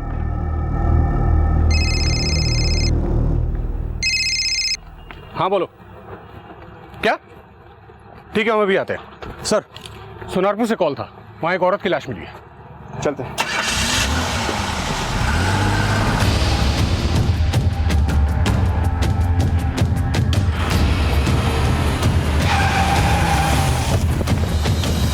आइए सर, आइए। लाश इस तरफ है सर, आइए। बॉडी को पोस्टमार्टम के लिए भिजवा सर। सर, जिस लड़की की लाश हमें मिली है उसकी पोस्टमार्टम रिपोर्ट आ गई है। उसकी एज तकरीबन 29 साल है और उसकी बॉडी पे जो निशान पाए गए हैं वो चाकू से स्टैब किए गए हैं। कोई फिजिकल असॉल्ट? नहीं सर, कोई फिजिकल असॉल्ट नहीं है। इस लड़की की मौत हुए कितना वक्त हुआ होगा? सर, तकरीबन 48 से 50 घंटे हो गए। एक काम करो, इस लड़की की फोटोग्राफ सारे पुलिस स्टेशन में सर्कुलेट कराओ। इसके घर वाले इसकी मिसिंग कंप्लेंट लिखाने जरूर आएंगे और सारे पुलिस स्टेशन में चेक करना कहीं पहले से कोई मिसिंग कंप्लेंट तो नहीं लिखी गई, तभी हम इसके घर वालों तक पहुंच पाएंगे। और हाँ, जिस एरिया से इसकी बॉडी बरामद हुई है वहां आसपास के लोगों से पूछताछ करो, शायद वहां इस लड़की को किसी ने देखा हो। सर,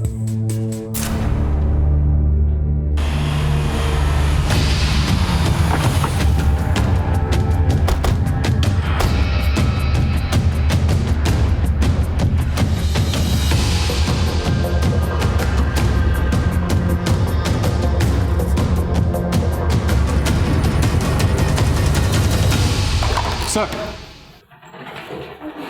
लड़की का नाम मौसमी दास है। तकरीबन 10 साल पहले दुर्गापुर पुलिस स्टेशन में इस लड़की के खिलाफ एक कंप्लेन लिखाई गई थी। और सर, इंटरेस्टिंग बात यह है कि इस लड़की के खिलाफ कंप्लेन उसी के पिता कौशिक दास ने लिखाई थी। मामला चोरी का था।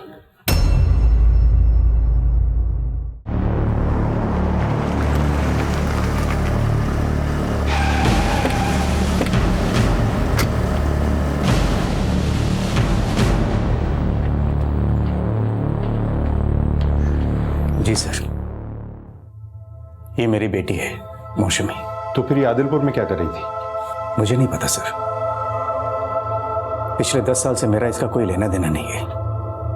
जब ये अपने घर में चोरी करके भाग गई थी, मैंने इसे ढूंढने का बहुत कोशिश किया मगर मिली नहीं। फिर मैंने पुलिस स्टेशन जाकर इसके खिलाफ FIR लगवाया था। और मौसमी की माँ? वो उसी की वजह से तो सब कुछ बर्बाद हो गया सर, वरना मौसमी कभी ऐसी नहीं निकलती। मौसमी की माँ का कई लोगों के साथ चक्कर था सर। एक बार तो मैंने उसे अपने घर में ही रंगे हाथ पकड़ लिया था। मेरा और उसके बीच बहुत झगड़ा हुआ, फिर मैंने उसे घर से निकाल दिया। ठीक उसके 4 दिन बाद मौसमी मेरे घर में आकर के चोरी की। मेरा सारा रुपया, पैसा, सोना, सब कुछ लेकर के वो गायब हो गई थी। उसकी कोई फोटोग्राफ? जी सर, मैं भी दिखाता हूं। ये रहा सर। जहांगीर, ये तो अर्पिता रॉय है जो अपने बेटे प्रसन्नजीत की मिसिंग रिपोर्ट लिखाने आई थी। हाँ सर। तो ये प्रसन्नजीत भी आपका बेटा है? नहीं सर, मेरा कोई बेटा नहीं। तो फिर ये प्रसन्नजीत कौन है? सर, मैंने आपसे पहले ही कहा, मौसमी की माँ का कई लोगों के साथ चक्कर था। हो सकता है उसी में से किसी का बेटा होगा। जहांगीर, मुझे 100% डाउट है कि प्रसन्नजीत का गायब होना और मौसमी की लाश मिलना, दोनों में कोई कनेक्शन है। पर ये कनेक्शन हो क्या सकता है? एक मिनट सर। हाँ बोलो। अच्छा ठीक है सर, कांस्टेबल देवाशीष का कॉल था। प्रसन्नजीत की कॉल डिटेल आ गई है सर। उसने बताया कि प्रसन्नजीत के नंबर की लाश लोकेशन चटर्जी बाड़ी थी। लेकिन सर इंटरेस्टिंग फैक्ट ये है कि प्रसन्नजीत का नंबर स्विच ऑफ होने से 1 घंटे पहले उसके फोन की लोकेशन सोनारपुर में थी, जहां से मौसमी की लाश मिली थी। सर इसका मतलब तो ये निकलता है कि जब मौसमी की मौत हुई तो वहां प्रसन्नजीत मौजूद था। जहांगीर, ये दोनों सौतेले भाई बहन की फोन लोकेशन एक ही जगह एक्टिव थी, जिनमें से एक गायब है और दूसरे की हमें लाश मिली। हो ना हो प्रसन्नजीत ने ही मौसमी को मारा होगा। अर्पिता जी ने अपने बेटे के मिसिंग होने की रिपोर्ट लिखवाई, पर उनकी बेटी तो दुनिया से ही मिसिंग हो गई। एक बार अर्पिता जी से पूछताछ करते हैं।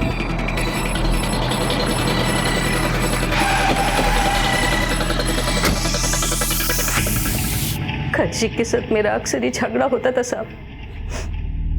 एक दिन गुस्से में आकर उसने मुझे घर से बाहर निकाल दिया। तब से मौसमी का कुछ नहीं पता कि वो कहाँ है। पिछले 10 साल में आपने एक बार भी ये जानने की कोशिश नहीं की कि आपकी बेटी कहाँ है, किस हाल में है? शुरू में कोशिश किया था, लेकिन मुझे पता चला कि वो घर से भाग गई है। उसके बाद नहीं पता कि वो कहाँ गई। और जब उसने खुद से कभी मुझसे मिलने की, मुझे फोन करने की कोशिश नहीं की। और ये प्रसन्नजीत किसका बेटा है? साहब, प्रसन्नजीत कौशिक के साथ शादी के पहले ही हो गया था। प्रसन्नजीत के पिता को हार्ट अटैक हुआ था, उसी में मौत हो गई थी उनकी। लेकिन इस सब के बारे में मैंने कौशिक को कभी कुछ बताया नहीं। जब मैं कौशिक के साथ रहती थी ना साहब, तो प्रसन्नजीत को मेरी एक मासी ने पाला था। कौशिक का घर छोड़ने के बाद मैं वापस प्रसन्नजीत के पास आ गई, अपने बेटे के पास। बड़ी अजीब फैमिली है। 10 साल में ना तो बेटी ने माँ बाप से बात की और ना ही माँ बाप ने बेटी तक पहुंचने की जद्दोजहद की। एक काम करो, दोनों के फोन सर्विलेंस पे डाल दो और इनके पड़ोसियों से भी पूछताछ करो।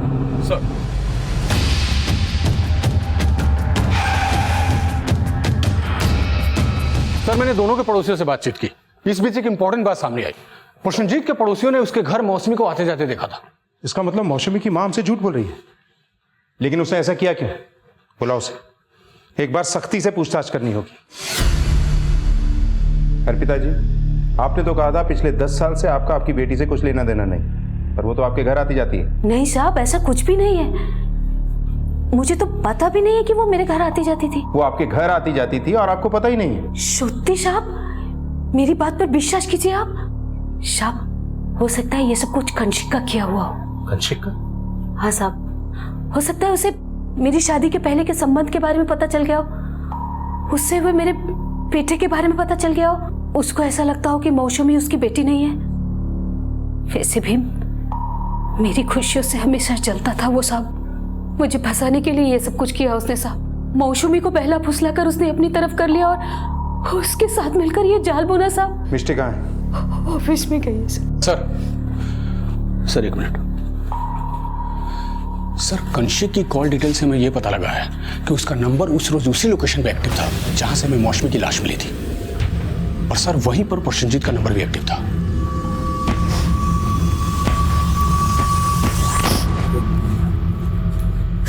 नफरत और लालच भरे रिश्तों के ताने बाने में यह केस और उलझता जा रहा था।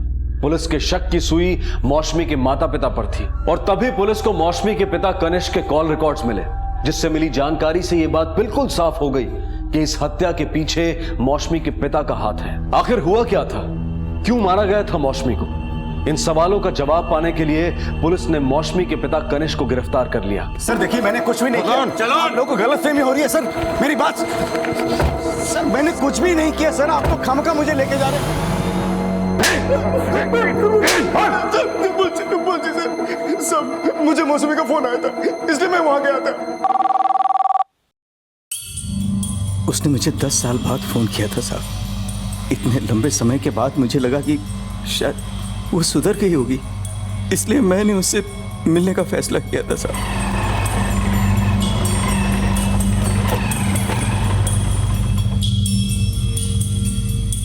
यही तो बुलाई थी।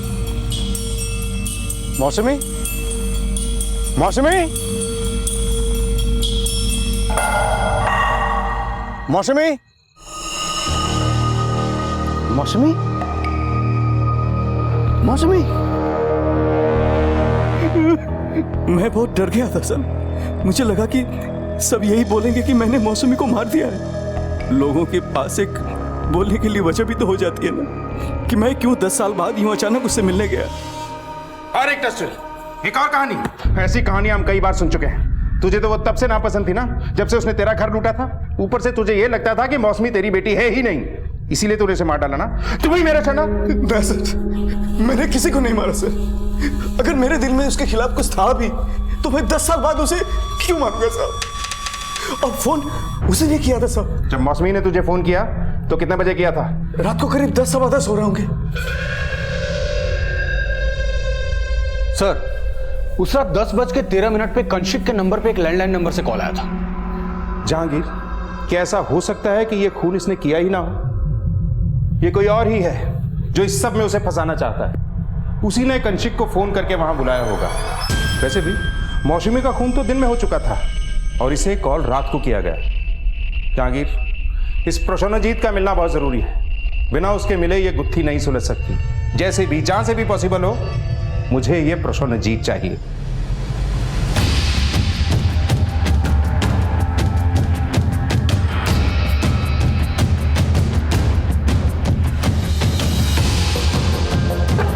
सर, प्रसन्नजीत को लेकर एक तो शॉकिंग न्यूज है। क्या सर? बारासात, मालदा, इस्लामपुर और कोलकाता समेत कई सारे पुलिस स्टेशन से मुझे कॉल है।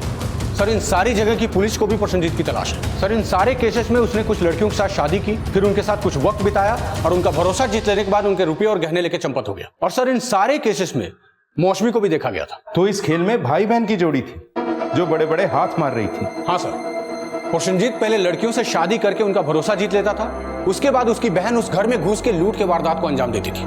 और सर, वारदात के बाद प्रसन्नजीत भी नजर नहीं आता था। इस बार जरूर दोनों में अपने अपने हिस्से को लेकर झड़प हुई होगी। दोनों में से किसी एक को लगा होगा कि उसका हिस्सा ज्यादा होना चाहिए और फिर प्रसन्नजीत ने मौसमी का खेल खत्म कर दिया होगा। सर, एक तो न्यूज और, ये दोनों भाई बहन जहां जहां जाते थे उन सारी जगहों पर इनकी मां को भी देखा गया था। मां? सर, इसका मतलब इनकी मां अर्पिता भी इस सब में इनकी हिस्सेदार थी। हाँ सर।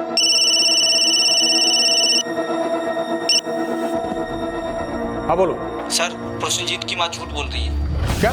हाँ सर, मिस्टी तो 2 दिन से ऑफिस ही नहीं गई। ठीक है सर, मिस्टी गायब है। मिस्टी गायब?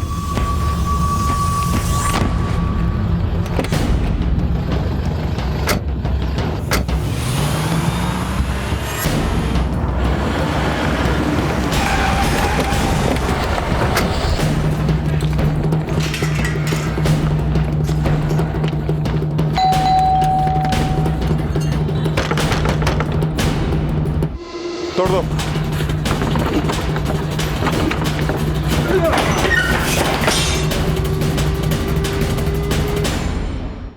लगता है ये लोग अपना काम कर गए।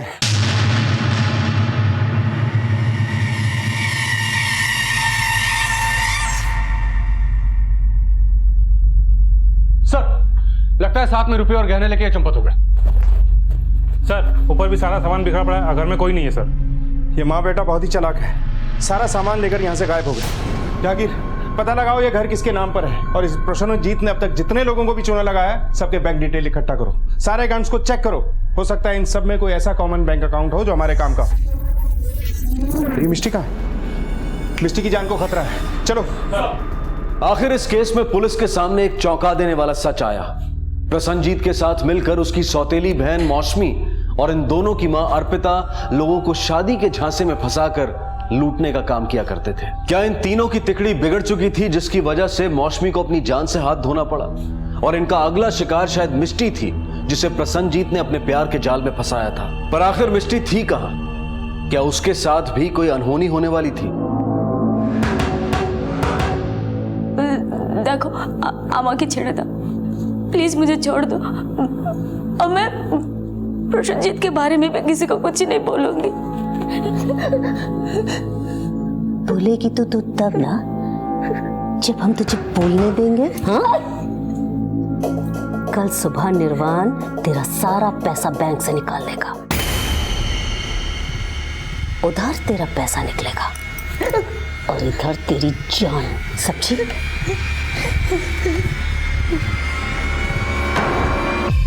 सर, घर के पेपर तो मिष्टी के नाम पे ही है। सर, हमें कई सारे ऐसे अकाउंट नंबर मिले जिसमें पैसों का ट्रांजैक्शन तो हुआ है, लेकिन ये सारे अकाउंट 6 से 8 महीने के बीच बंद कर दिए गए। और सर, इन्हीं सब के बीच हमें डीएसएम कोऑपरेटिव बैंक का वो अकाउंट नंबर भी मिला जिसकी हमें तलाश थी। ये ज्वाइंट अकाउंट 3 लोगों के नाम पे है सर, मौसमी दास, अर्पिता दास और निर्वाण चक्रवर्ती। और एक और बात सर, बारासा के एक होटल से हमें सीसीटीवी की फुटेज मिली है, उसकी मैंने फोटो निकाल ली है। इसमें मौसमी एक लड़के के साथ दिख रही है।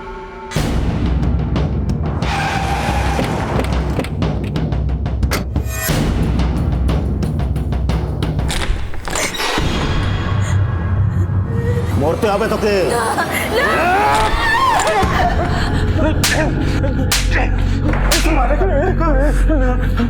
तुम ठीक तो ना? तो कहाँ है? बता दो सब, बता दो।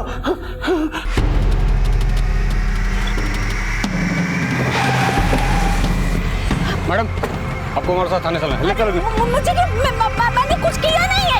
एक मिनट।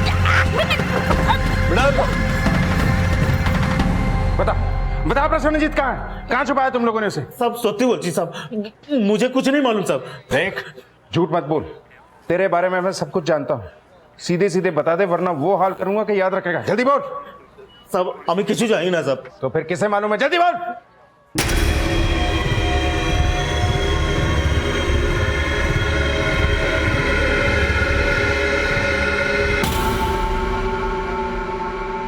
सर, उस दिन जब मैं ऑफिस से घर आई और ऊपर के कमरे में गई तो मैंने वहाँ लड़कियों की चीज़ें देखी, बाल, कपड़े।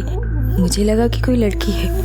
मुझे बाथरूम से आवाज़ आई और फिर मैं उस तरफ गई और दरवाज़ा खोला।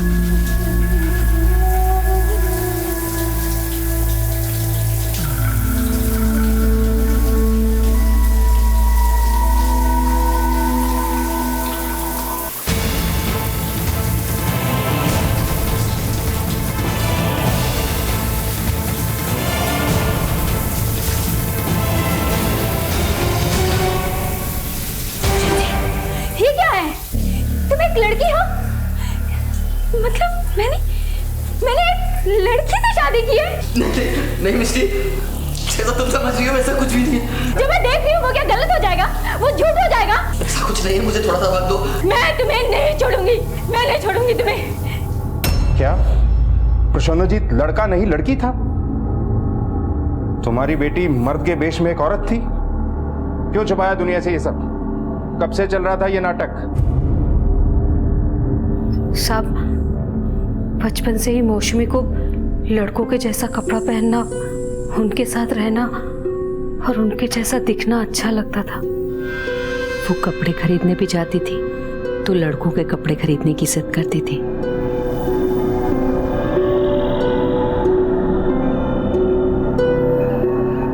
उसने माना ही नहीं कभी साहब कि वो एक लड़की है। लेकिन लोगों को ठगना, उन्हें उल्लू बनाना, ये सब कब से शुरू किया? जब हमने कांची का घर छोड़ा साहब तो मौसमी को लड़का बनकर रहने की आज़ादी मिल गई। लोगों को भी समझ में नहीं आता था कि वो एक लड़की है। मौसमी ने भी इस सब को बहुत फायदा उठाया। वो लोगों को ढककर छूमंतर हो जाती थी साहब, और मुझे भी पैसा कमाने का ये एक आसान साधन लगा। तुम्हारी पहचान इन लोगों से कब और कैसे हुई?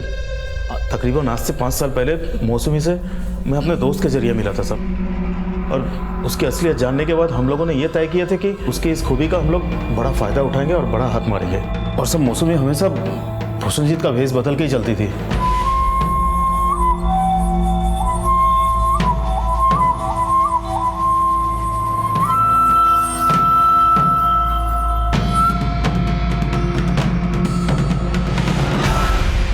और अमीर घर की लड़कियों को फांस कर शादी कर लेती थी और हम सब मिलकर उनका सब कुछ लूट लेते थे।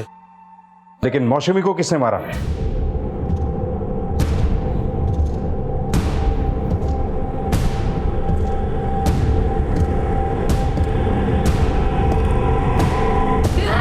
उसने मेरे साथ एक ऐसा धोखा किया जिसके बारे में कोई सोच भी नहीं सकता था।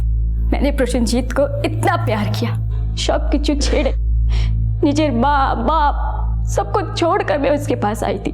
उसने मेरे साथ इतना बड़ा धोखा किया।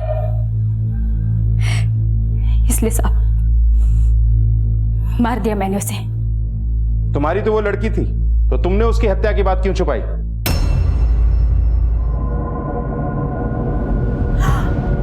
मौसमी, क्यों किया तूने ऐसा? बोल, क्यों किया? हाँ, मार डाला तुम्हारे बेटे को। तुम माँ बेटी ने मिलकर मेरे साथ क्या किया? मेरी जिंदगी बर्बाद कर दी, एक लड़की के साथ मेरी शादी करवा दी। इसका नतीजा यही होना चाहिए।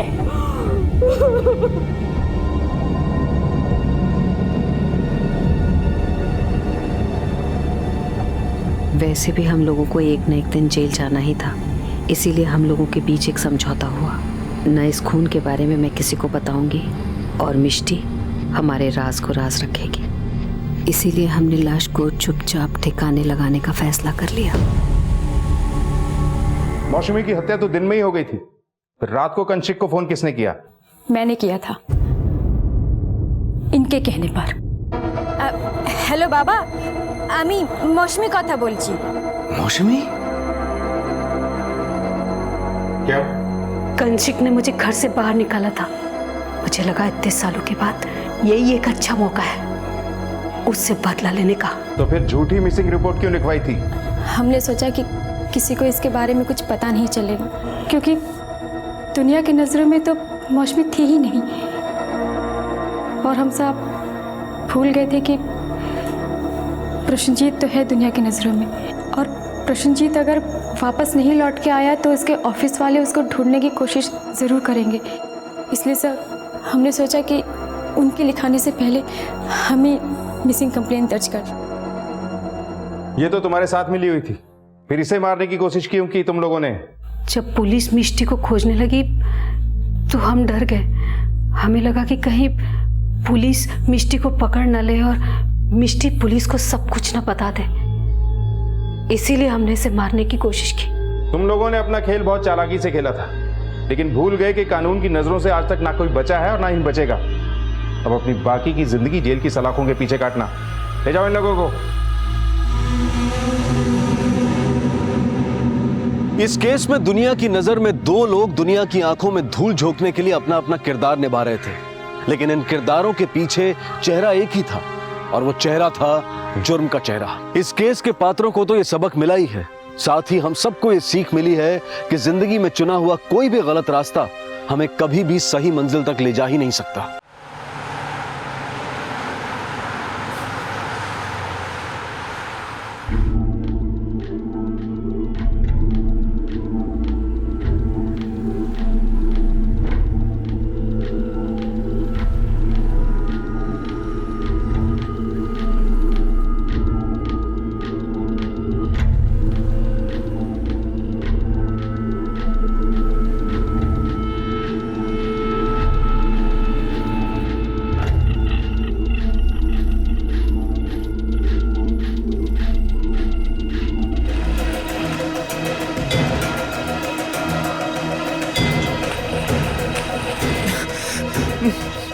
जल्दी ऊपर आओ।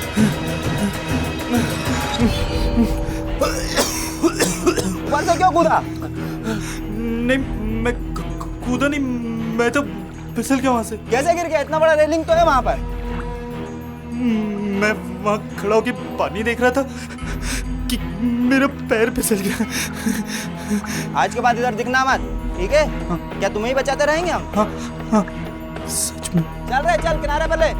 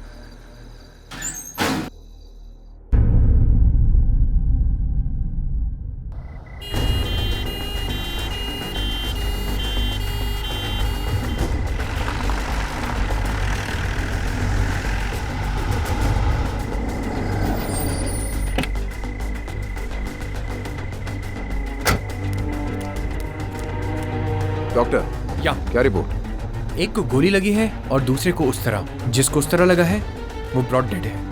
मैं दूसरे से मिलना चाहूंगा। वो काफी क्रिटिकल है, अभी हम उससे मिलना अलाउ नहीं कर सकते। Excuse me. या सर उन दोनों से एक और था। वो कहाँ है? सर पुलिस स्टेशन में पूछताछ चल रही है। ठीक है, तुम यहीं रहो, डॉक्टर से परमिशन लेके उसका बयान लेके आना। सर चल। अबे कुछ तो बोल, बोलेगा नहीं तो। कुछ बताया इसने? नहीं सर, बस यही बोला कि कोई आया और मारकर चला गया। साहब सीधा साधा आदमी साहब, मैंने कुछ नहीं किया साहब। तू और तेरे दोनों साथी गन बेचने का काम करते हैं ना? साहब करते हैं साहब, लेकिन वो आया और साहब मार के चला गया साहब। कितने लोग थे? साहब एक ही था। कौन से गैंग का था? पहले देखा था उसे कभी? साहब पहले कभी नहीं देखा, लेकिन किसी गैंग का नहीं था साहब। साले को छुपाना मत, पूरी बात बता, पूरी बात बोल। उस दिन हम लोग गोना रोड के यहाँ पे पत्ते खेलने गए थे साहब, तो तभी वो आया वहाँ पे। सारे बुड्ढे को इतनी पिलाई के सीधा जाके नाली में औंधे मुँह गिरा। इसी ने भगा भगा के मारा उसको। कौन है बे? कौन है?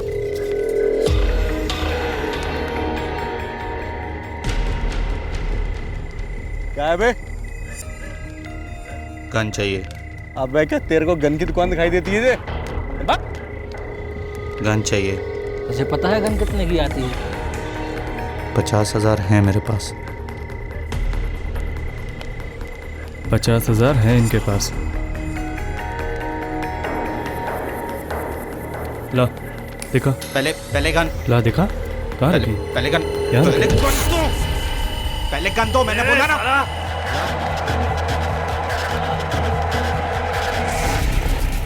अगर जरा भी झूठ बोला ना मुझसे तो 10 साल के लिए अंदर कराऊंगा तुझे।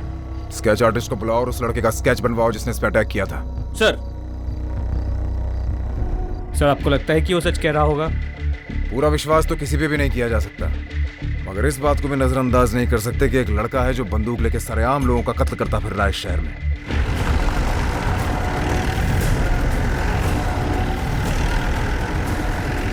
बस एक जना ऊपर आ जाओ, उधर जाके देखो।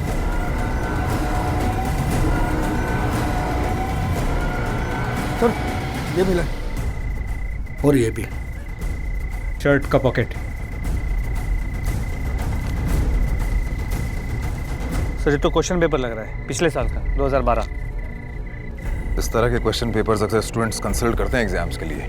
मतलब रघु सही कह रहा था, ये कोई रेगुलर क्रिमिनल नहीं लगता। लोटस कॉलेज का पेपर है, इस पर रोल नंबर भी लिखा हुआ है। इस कॉलेज के प्रिंसिपल से कांटेक्ट करो इमीडिएटली। सर हमें हर हालत में इस लड़के तक पहुंचना होगा। साफ पता चल रहा है इसके इरादे नेक नहीं है। मुझे क्या लगता है कि कोई पुरानी दुश्मनी है, बदले का चक्कर है। पूरे इलाके में पूछताछ करवाओ, पता करो किसी ने उसको देखा हो तो। सर कैच बन गया? सर करीब 1 घंटा लगेगा। कोऑर्डिनेट करते रहो। या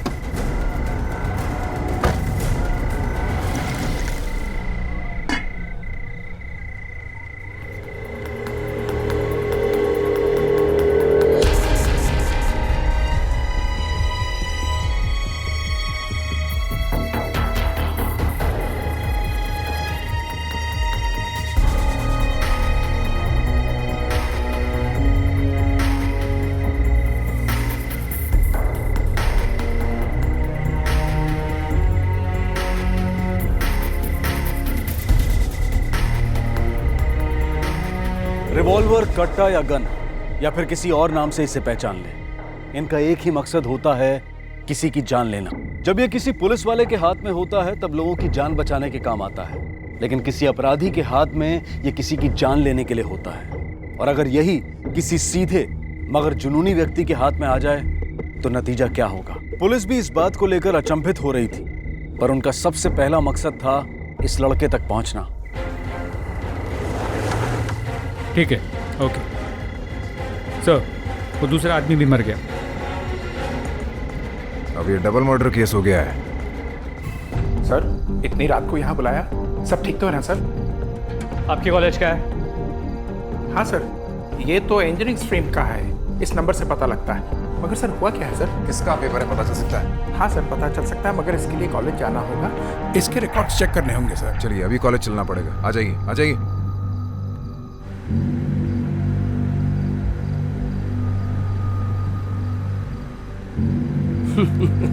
पापा लगता है कहीं कुछ हो गया है।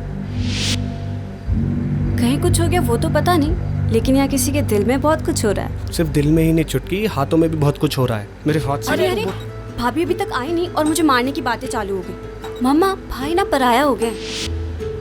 मामा इसको समझा लो, नहीं तो अरे इसे तो मैं समझा लूंगी, तू सामने देख के गाड़ी चला। लेकिन ये बता तू इतना गुस्सा क्यों हो रहा है? कहीं ऐसा तो नहीं तुझे सामने हर जगह सोचता ही दिख रही है? अच्छा भैया, भाभी को कॉल लगाऊं क्या? तू ना। अरे बेटा तुम इसे छेड़ो मत, तुम गाड़ी चलाओ बेटा। हाँ बेटा गाड़ी चलाओ। हाँ बेटा। अरे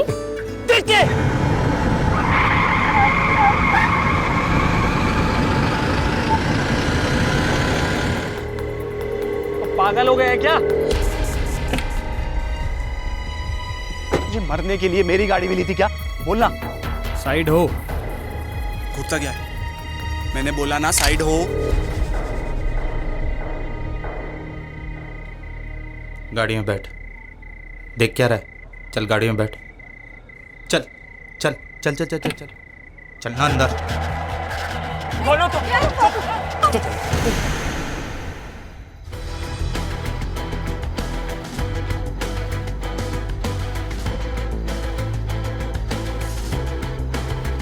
उसको बोल गाड़ी चलाए। बेटा गाड़ी चला, गाड़ी चला, चला गाड़ी।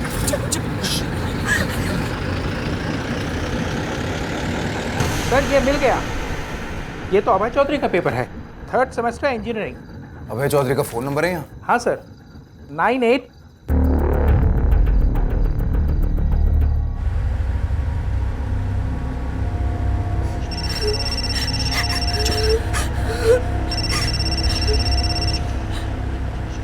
हाँ माँ। मम्मा नहीं बहना बोल रही हूँ। और हो गई आपकी कंबाइंड स्टडी?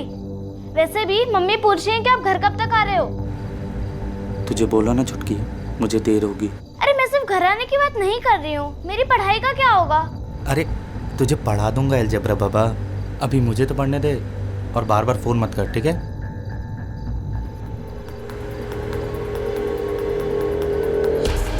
तुम्हारा अलजेब्रा कैसा है?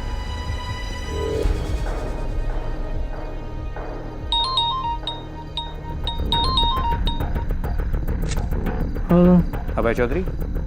हाँ बोल रहा हूँ। कहाँ हो तुम इस वक्त? कौन बोल रहा है? मैंने पूछा कहाँ हो तुम इस वक्त? मैं घर पे हूँ, लेकिन बोल कौन रहा? सर घर पे है, नींद वाली आवाज आ रही है। काटो। इसे पता चल गया पुलिस से तो अलर्ट हो जाएगा। एड्रेस है इसका यहाँ? हाँ सर ये रहा।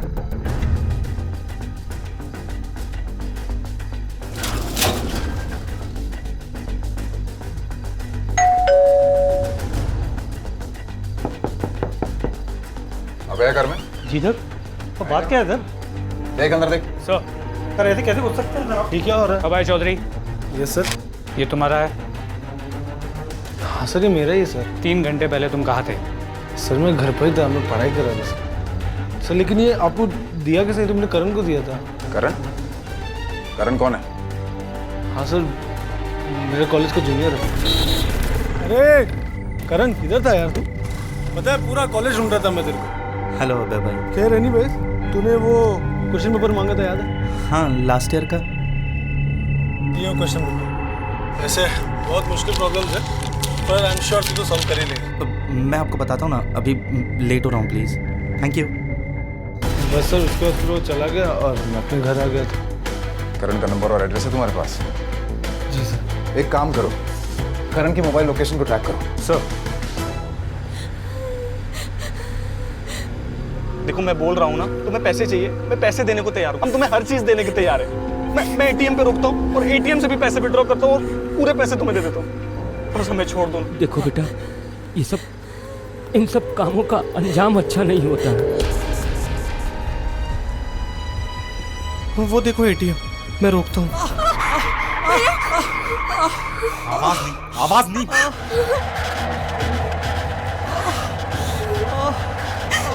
आवाज नहीं होनी चाहिए, आवाज नहीं। हाँ माँ। बेटा कितनी देर में लौटेगा? रात बहुत हो गई है, मुझे नींद आ रही ना। हाँ तो आप सो जाओ ना माँ, मैं अभी पढ़ाई कर रहा हूँ रत्नेश के घर पे, मुझे लेट होगा। इतनी रात में बेटा अकेला लौटेगा? मुझे डर लगता है ना। ऐसा कर, कल से रत्नेश को यहीं बुला लिया कर। हाँ माँ, मैं बुला लूँगा। अभी मुझे तो पढ़ाई करने दो। मैंने तेरा खाना रख दिया बेटा, आके खा लेना। ये रो कौन रहा है? कुछ नहीं माँ, वो टीवी ऑन हो गया था। अभी माँ, अभी मैं पढ़ाई कर रहा हूँ, बाद में याद करता हूँ ना। अच्छा ठीक है, रखती हूँ। आती हूँ। अरे कौन आया होगा इतनी रात में, खोल रही हूँ। करण कहाँ है? करण? क्यों, क्या हुआ करण को? मेरी अभी तो उससे फोन पे बात हुई है। बात हुई मतलब? वो घर में नहीं है। कहाँ गया है वो? सर वो अपने दोस्त के घर पढ़ाई करने गया। हाँ, रोज ही जाता है। फोन मिलाइए उसका।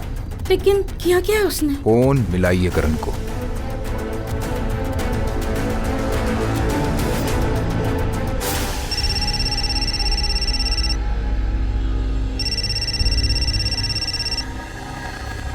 अरे उसने मेरा फोन काट दिया।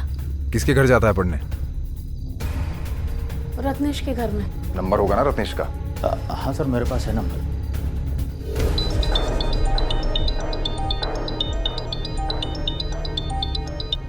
डूड, कहाँ है तू? आज पढ़ाई वढ़ाई नहीं करनी क्या? नहीं यार, वो आज मैं बाहर हूँ। कहाँ घूम रहा है? कुछ नहीं यार, वो डेट पे हूँ मैं। क्या बात कर रहा है? मान गई क्या वो? हाँ यार। अच्छा सुनना, एक काम करेगा, अगर मेरे घर से या कहीं से भी मेरे लिए कोई कॉल आए तो प्लीज़ कह देना मैं तेरे साथ हूँ। I mean, कोई भी बहाना बना के कवर कर देना यार। अबे इसी बात का तो इंतजार था कि हमारा करण मस्त झूठ बोले और किसी के साथ डेट पे जाए। बस तू है कहाँ? यार मूवी देख रहा हूँ, बाद में बात करता हूँ ना। ओए होए, क्या बात है, मूवी शूवी? चल 2 बाइट पॉपकॉर्न के भाभी को मेरी तरफ से भी खिला देना। पक्का। अरे एक मिनट सुन, तेरे घर से ही फोन आ रहा है। चल बाद में बात करते हैं। हाँ बेटा, मैं करण का पापा बोल रहा हूँ। करण है तुम्हारे घर? हाँ अंकल, यहीं तो है। मेरी उससे बात कराओ, उसने अभी जस्ट अपनी मम्मी का फोन डिस्कनेक्ट किया है। 1 मिनट अंकल, 1 मिनट। लेकिन हुआ क्या है? बच्चे पढ़ाई कर रहे हैं। मैडम, पढ़ते हुए बच्चों को डिस्टर्ब करने का हमें भी कोई शौक नहीं है, लेकिन एक बार हमारा करण से बात करना बहुत जरूरी है। करण? अच्छा चल ठीक है। अंकल एक्चुअली ना वो बाथरूम में, वो जैसे आता है मैं आपकी बात कराता हूँ। वही है सर। रत्नेश कहाँ रहता है पता है आपको? जी हाँ, मेरे ट्यूशन के रास्ते में उनका घर है। करण के बारे में जितनी जानकारी हासिल कर सकते हो करो। उसके टीचर से पूछो, उसके दोस्तों से पूछो, मुझे उसके बारे में सब कुछ जानना है। ठीक है सर? जल्दी बैठिए। हाँ, स्केच तैयार हुआ? Yes sir. और फोन ट्रेस हुआ? नहीं सर, बट बहुत जल्दी हो जाएगा। हम नेटवर्क से लगातार टच में हैं। ओके चलो।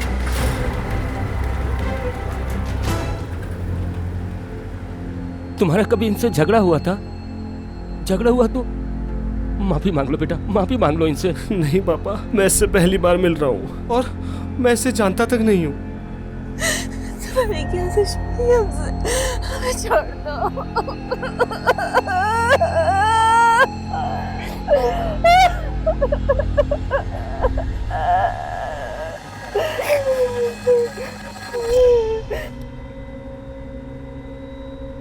आंटी, आंटी अब प्लीज़ मत रोइए।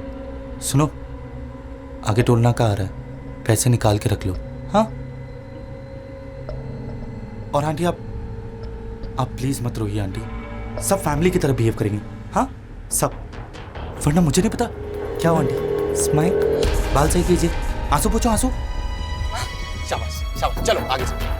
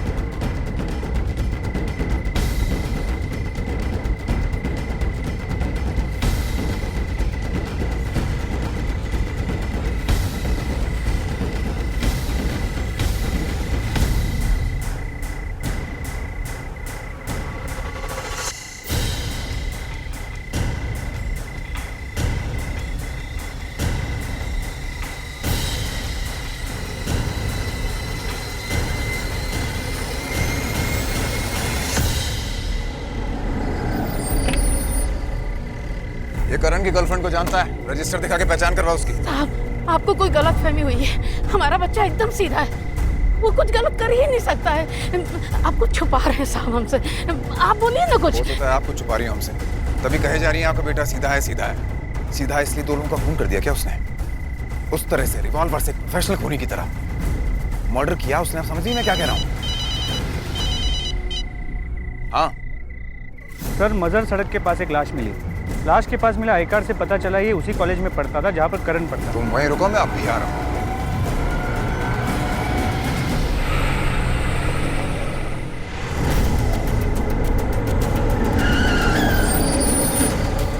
सर, एक ऑटो रिक्शा ने बताया कि यहाँ पे लाश पड़ी है। इसका नाम राज शर्मा है, इस आई कार्ड से पता चला। फार्मेसी? करण तो इंजीनियरिंग का है ना? Right sir. सर, आपको लगता है कि कोई कनेक्शन है आई मीन करण का इस केस में हाथ होना?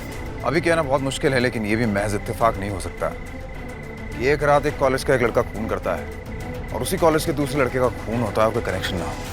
कुछ और मिला यहाँ? सर, ये पर्स मिला है जिसमें कुछ पैसे हैं। इसके अलावा हम पूरे एरिया को स्कैन तो कर ही रहे हैं। करण को ऐसा क्या हो गया था कि वो एक पिस्तौल के बल पर एक गाड़ी को घुमा रहा था जिसमें कुछ मासूम लोग बैठे थे। पुलिस करण की तलाश में थी क्योंकि उनकी इंफॉर्मेशन के मुताबिक करण ने 2 लोगों की हत्या की थी, लेकिन उन्हें पता नहीं था कि उसी करण ने कुछ निर्दोष लोगों को बंदी भी बना रखा था। आखिर करण चाहता क्या था? क्या राहुल से उसकी कोई दुश्मनी थी या फिर वो मानसिक रूप से असंतुलित हो गया था? एक तरफ एक सुलझे हुए अच्छे बच्चे की तरह अपने माता पिता से बात कर रहा था, तो दूसरी तरफ हाथ में पिस्तौल लेकर हमला करने से भी नहीं झिझक रहा था। पुलिस ने कोई कसर नहीं छोड़ी थी। उन्होंने करण के घर का पता लगा लिया था, उसके स्केच बनवा लिए थे और अब वो वहां पर जा रहे थे जहां उन्हें बताया गया था कि करण है।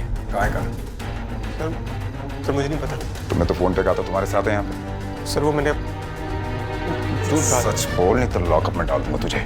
सर मुझे नहीं पता सर, वो दोस्त ने मुझे फ़ोन करके कहा था कि तू बोल देना कि मैं तेरे साथ। कहाँ से फ़ोन किया था? सर मुझे नहीं पता, वो शायद सर उसने कहा कि वो मूवी देखने गया। कहाँ, कौन से हॉल में? मुझे नहीं पता सर, बस इतना मालूम है कि अपनी गर्लफ्रेंड के साथ वो मूवी देख रहा है। गर्लफ्रेंड? जी सर, मतलब सर उसने किसी को प्रपोज किया था, उसने हाँ बोल दिया तो वो उसके साथ मूवी गया, ऐसा वो बोला। सर करण का फोन ट्रेस हो गया, हाईवे पर है। कौन सा highway? Bhopal highway sir. Sir check points को इत्तला करो और उसका स्केच भेजो और इसको पकड़ के लेके चल। सर मगर सर मुझे कुछ नहीं पता सर। झूठ बोला था वो तो पता था ना। कि जो इतनी देर हो गई उसमें कितने लोगों की जान जा सकती थी, पता है तुझे? पता नहीं था सर। लेके चलो इसको।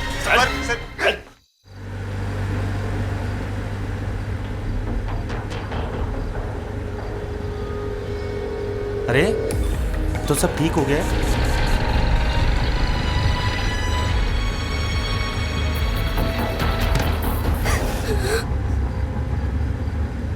हेल्प मांग रही थी। हेल्प मांग रही थी। हेल्प मांग रही थी।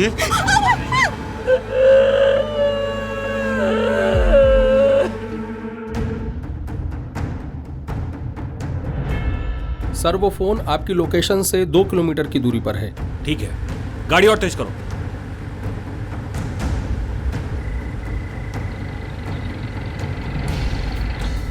ए, रुक रुक।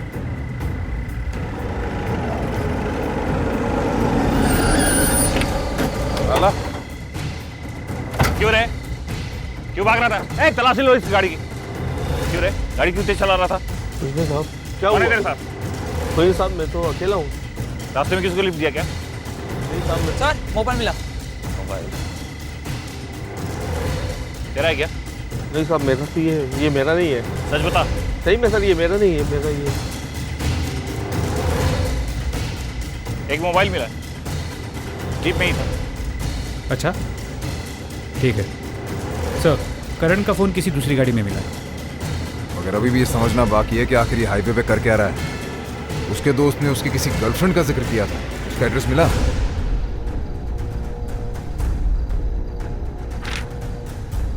सर यही वो लड़की। पक्का यही लड़की? जी बिल्कुल सर, यही है। गुड सर, उस लड़की का एड्रेस मिल गया है। चलो उसके घर चलो। गाड़ी घुमाओ। छोड़ दो, प्लीज हमें जाने दो प्लीज। अरे अंकल, आप क्यों इतनी टेंशन ले रहे हो? इसकी सारी परेशानियां खत्म कर दी मैंने। नहीं सच में। भैया प्लीज जाने दो ना भैया, मैं उतर जाता हूँ आपके साथ। पापा को हॉस्पिटल जाने दो ना गाड़ी लेकर भैया। आगे देख के गाड़ी चला, समझा? वरना ये तो गई तेरे चक्कर में हम भी मारे जाएंगे। क्यों कर रहे हो हमारे साथ ऐसा? आखिर क्या बिगाड़ा है भैया हमने? भैया हम तो जानते तक नहीं है तुम्हें।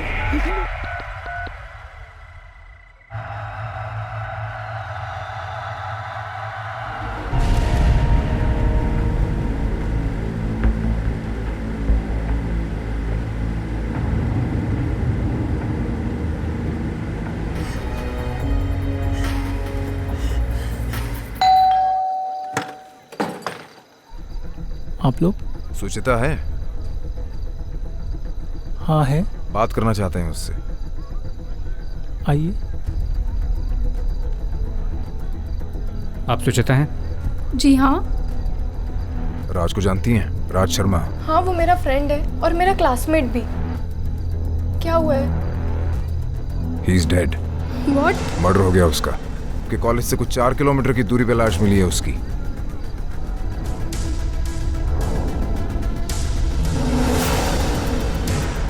इसे जानती हैं? इसे मैं जानती हूँ। ये वही है जो मेरे पीछे पड़ा हुआ है। हाय, क्या मैं आपको लिफ्ट दे दूं? यार राज, कहाँ थे तुम? मैं कब से तुम्हारा वेट कर रही थी। अरे तो वेट करने की जरूरत क्या है यार, शादी कर लो ना मुझसे, पिकअप ड्रॉप मिलता ही रहेगा। पागल है क्या? कितना मजाक करता है। वैसे ये पपलू कौन है यार? मुझे नहीं पता यार, तू चल। सच में यार, मैंने तो देखा भी नहीं है, सिर्फ पापा ने ही देखा है। क्या बात कर रही है? और अगर अच्छा नहीं हुआ तो? नहीं यार, अगर पापा ने देखा है तो अच्छे ही होंगे। बड़ा कॉन्फिडेंस है। सिर्फ 1.5 साल छोटा हूँ, मगर तुम्हारा जिंदगी भर ख्याल रखूंगा सुचिता। क्या नाटक है यार ये सब लोग देख रहे हैं। तुम क्यों मुझे फॉलो कर रहे हो? मैं तुम्हें बहुत टाइम से नोटिस कर रही हूँ, तुम मेरा पीछा कर रहे हो। क्यों कर रहे हो तुम? और हो कौन तुम? हाँ? मेरा नाम देखो, ना ही मैं तुम्हारा नाम जानती हूँ और ना ही तुम्हारा नाम जानने में मुझे कोई इंटरेस्ट है। So please.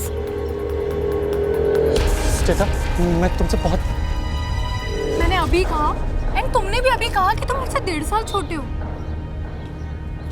छोटों की तरह रहो, जाके पढ़ाई करो ना। ये सब हरकतें क्यों कर रहे हो? और हाँ, एक और बात, आज मेरी शादी तय होने वाली है। लड़के वाले मुझे देखने आने वाले हैं और मैं शादी के लिए हाँ भी कह दूंगी। कार्ड तो तुम्हें दूंगी जरूर। तुम्हें शादी में जरूर आना और अपने जीजाजी से भी मिल लेना। बस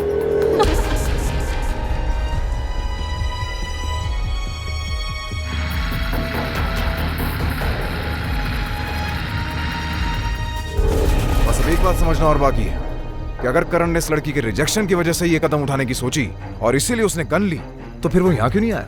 वो यहाँ नहीं आया, अपने घर वालों से भी झूठ बोला और उसकी मोबाइल की आखिरी लोकेशन हाईवे थी। समझ में नहीं आ रहा कि मसला है क्या। 1 मिनट, करण की लास्ट लोकेशन हाईवे थी। सुचिता को जो लोग देखने आए वो सागर से आए थे, यानी वो भी हाईवे पे थे, और वो जख्मी लड़की भी हाईवे पे मिली। एक काम करो, उस लड़की की फोटो मंगाओ जल्दी से।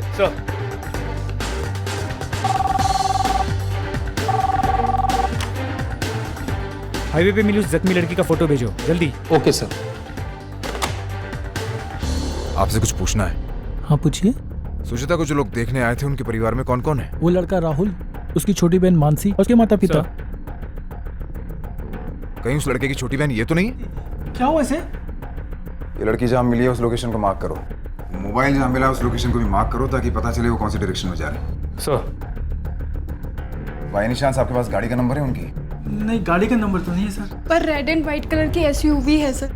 उनके किसी और फैमिली मेंबर का नंबर है जो उस गाड़ी में हो? हाँ, रमेश भाई, उसके पापा का नंबर। सारी चौकियों को इन्फॉर्म करो कि कहीं कोई रेड एंड व्हाइट एसयूवी दिखती है तो उसे डिटेन करें और सारे एंट्री और एग्जिट पॉइंट्स के ऊपर नाकाबंदी करवाओ। सर। और ये इस नंबर को ट्रेस करवाओ ताकि पता चले कि गाड़ी का लोकेशन क्या है। सर। चलता हूँ, थैंक यू। सर, वो लोग ठीक तो है ना? बदकिस्मती से ना ठीक है ना सेफ।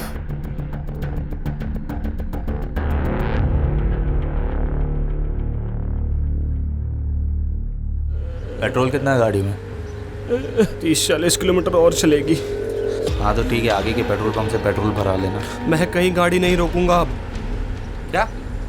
तुझे पता नहीं मैं क्या कर सकता हूँ? मार सकते हो? मैं कहीं गाड़ी नहीं रोकूंगा अब। मेरी बहन को तो मारकर फेंक दिया, मेरी माँ पर हाथ उठाया, अब गाड़ी सिर्फ पुलिस स्टेशन पर ही रुकेगी। साले मुझसे ऊंची आवाज में बात मत करना, तेरी वजह से जिंदगी बर्बाद हो गई है मेरी। 2 दिन बाद एग्जाम है, कल प्रैक्टिकल सबमिशन है। पढ़ाई करने के बदले ये सब कर रहा हूं मैं, और ये सब तेरी वजह से हो रहा है। क्या जल्दी थी तेरे को शादी करने की? थोड़ा रुक नहीं सकता था? हाँ? अगर थोड़ा टाइम मिल जाता तो मैं उसे मना लेता, उसे समझाता कि मैं अच्छा लड़का हूं, उसके लायक हूं। और तूने लड़के की मोबाइल की लास्ट लोकेशन ये है और लड़की के मोबाइल की लास्ट लोकेशन ये है। इसके अलावा लड़के के पिता के मोबाइल को ट्रैक करने से पता चला है कि उनकी गाड़ी रात भर भोपाल में ही अलग अलग रास्तों पे घूम रही थी। इसके अलावा और एक खबर, वो लड़की जो गाड़ी से फेंकी गई थी वो बची नहीं। आखिर ये लड़का चाहता क्या है? ये जो भी चाहता है, इतना शौर्य इस फैमिली के लिए अच्छा नहीं चाहता। तुम्हारी ट्रैकिंग से क्या पता चलता है? रात में कहीं से रुक के पेट्रोल भराया होगा? Not possible. गाड़ी 10 सेकंड से ज्यादा कहीं भी नहीं रुकी। गाड़ी की जो भी लास्ट लोकेशन ट्रैक हुई है, उसके पास के सारे पेट्रोल पंप पे अपने आदमी तैनात करो और उसके आसपास के सारे रास्तों पे नाकाबंदी कर दो। सब लास्ट लोकेशन के पास ये और ये पेट्रोल पंप, इन दोनों पेट्रोल पंप पे पुलिस की टुकड़ी पहुंच चुकी है। उन्हें स्टैंडिंग इंस्ट्रक्शन है, अगर गाड़ी वहां आती है तो सबसे पहले हमें इन्फॉर्म करें। डन, हमें जल्द से जल्द उन तक पहुंचना ही पड़ेगा। सर वो मेरा बेटा, sir please, sir Karan, sir Karan, sir बचाइए, सर।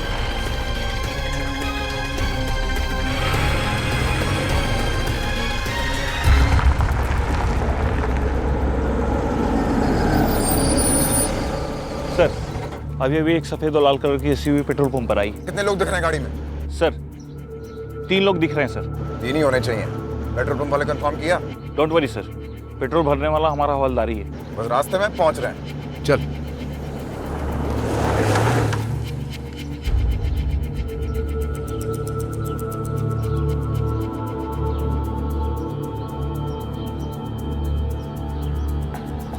कुछ नहीं हुआ तेरे पापा को, छोड़ उनको, सामने देख। अरे तेरे बाएं साइड से खून बहुत भरा है, इसको पोंछ। ओ अंकल, आराम से, सीधा बैठो।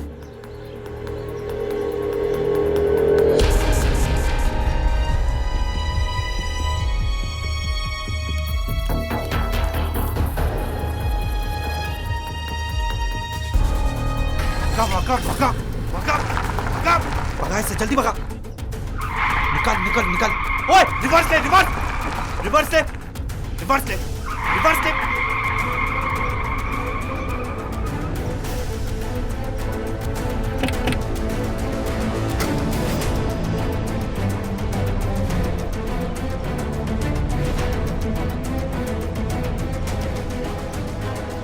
करण बाहर आ जाओ।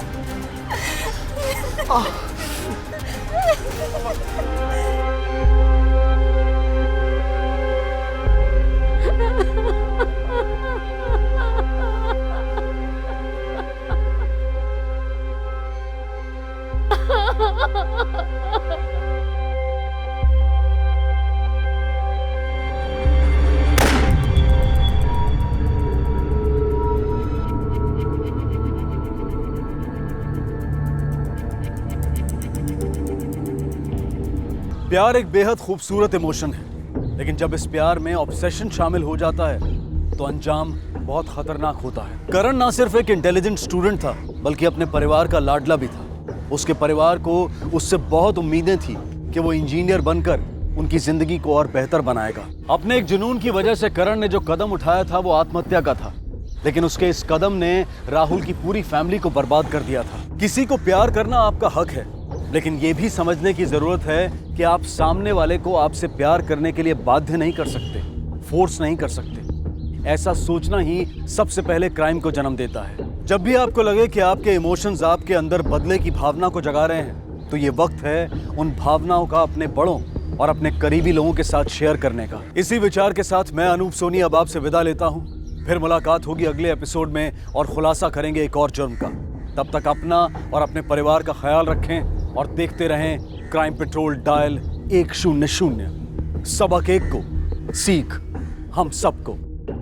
जय हिंद।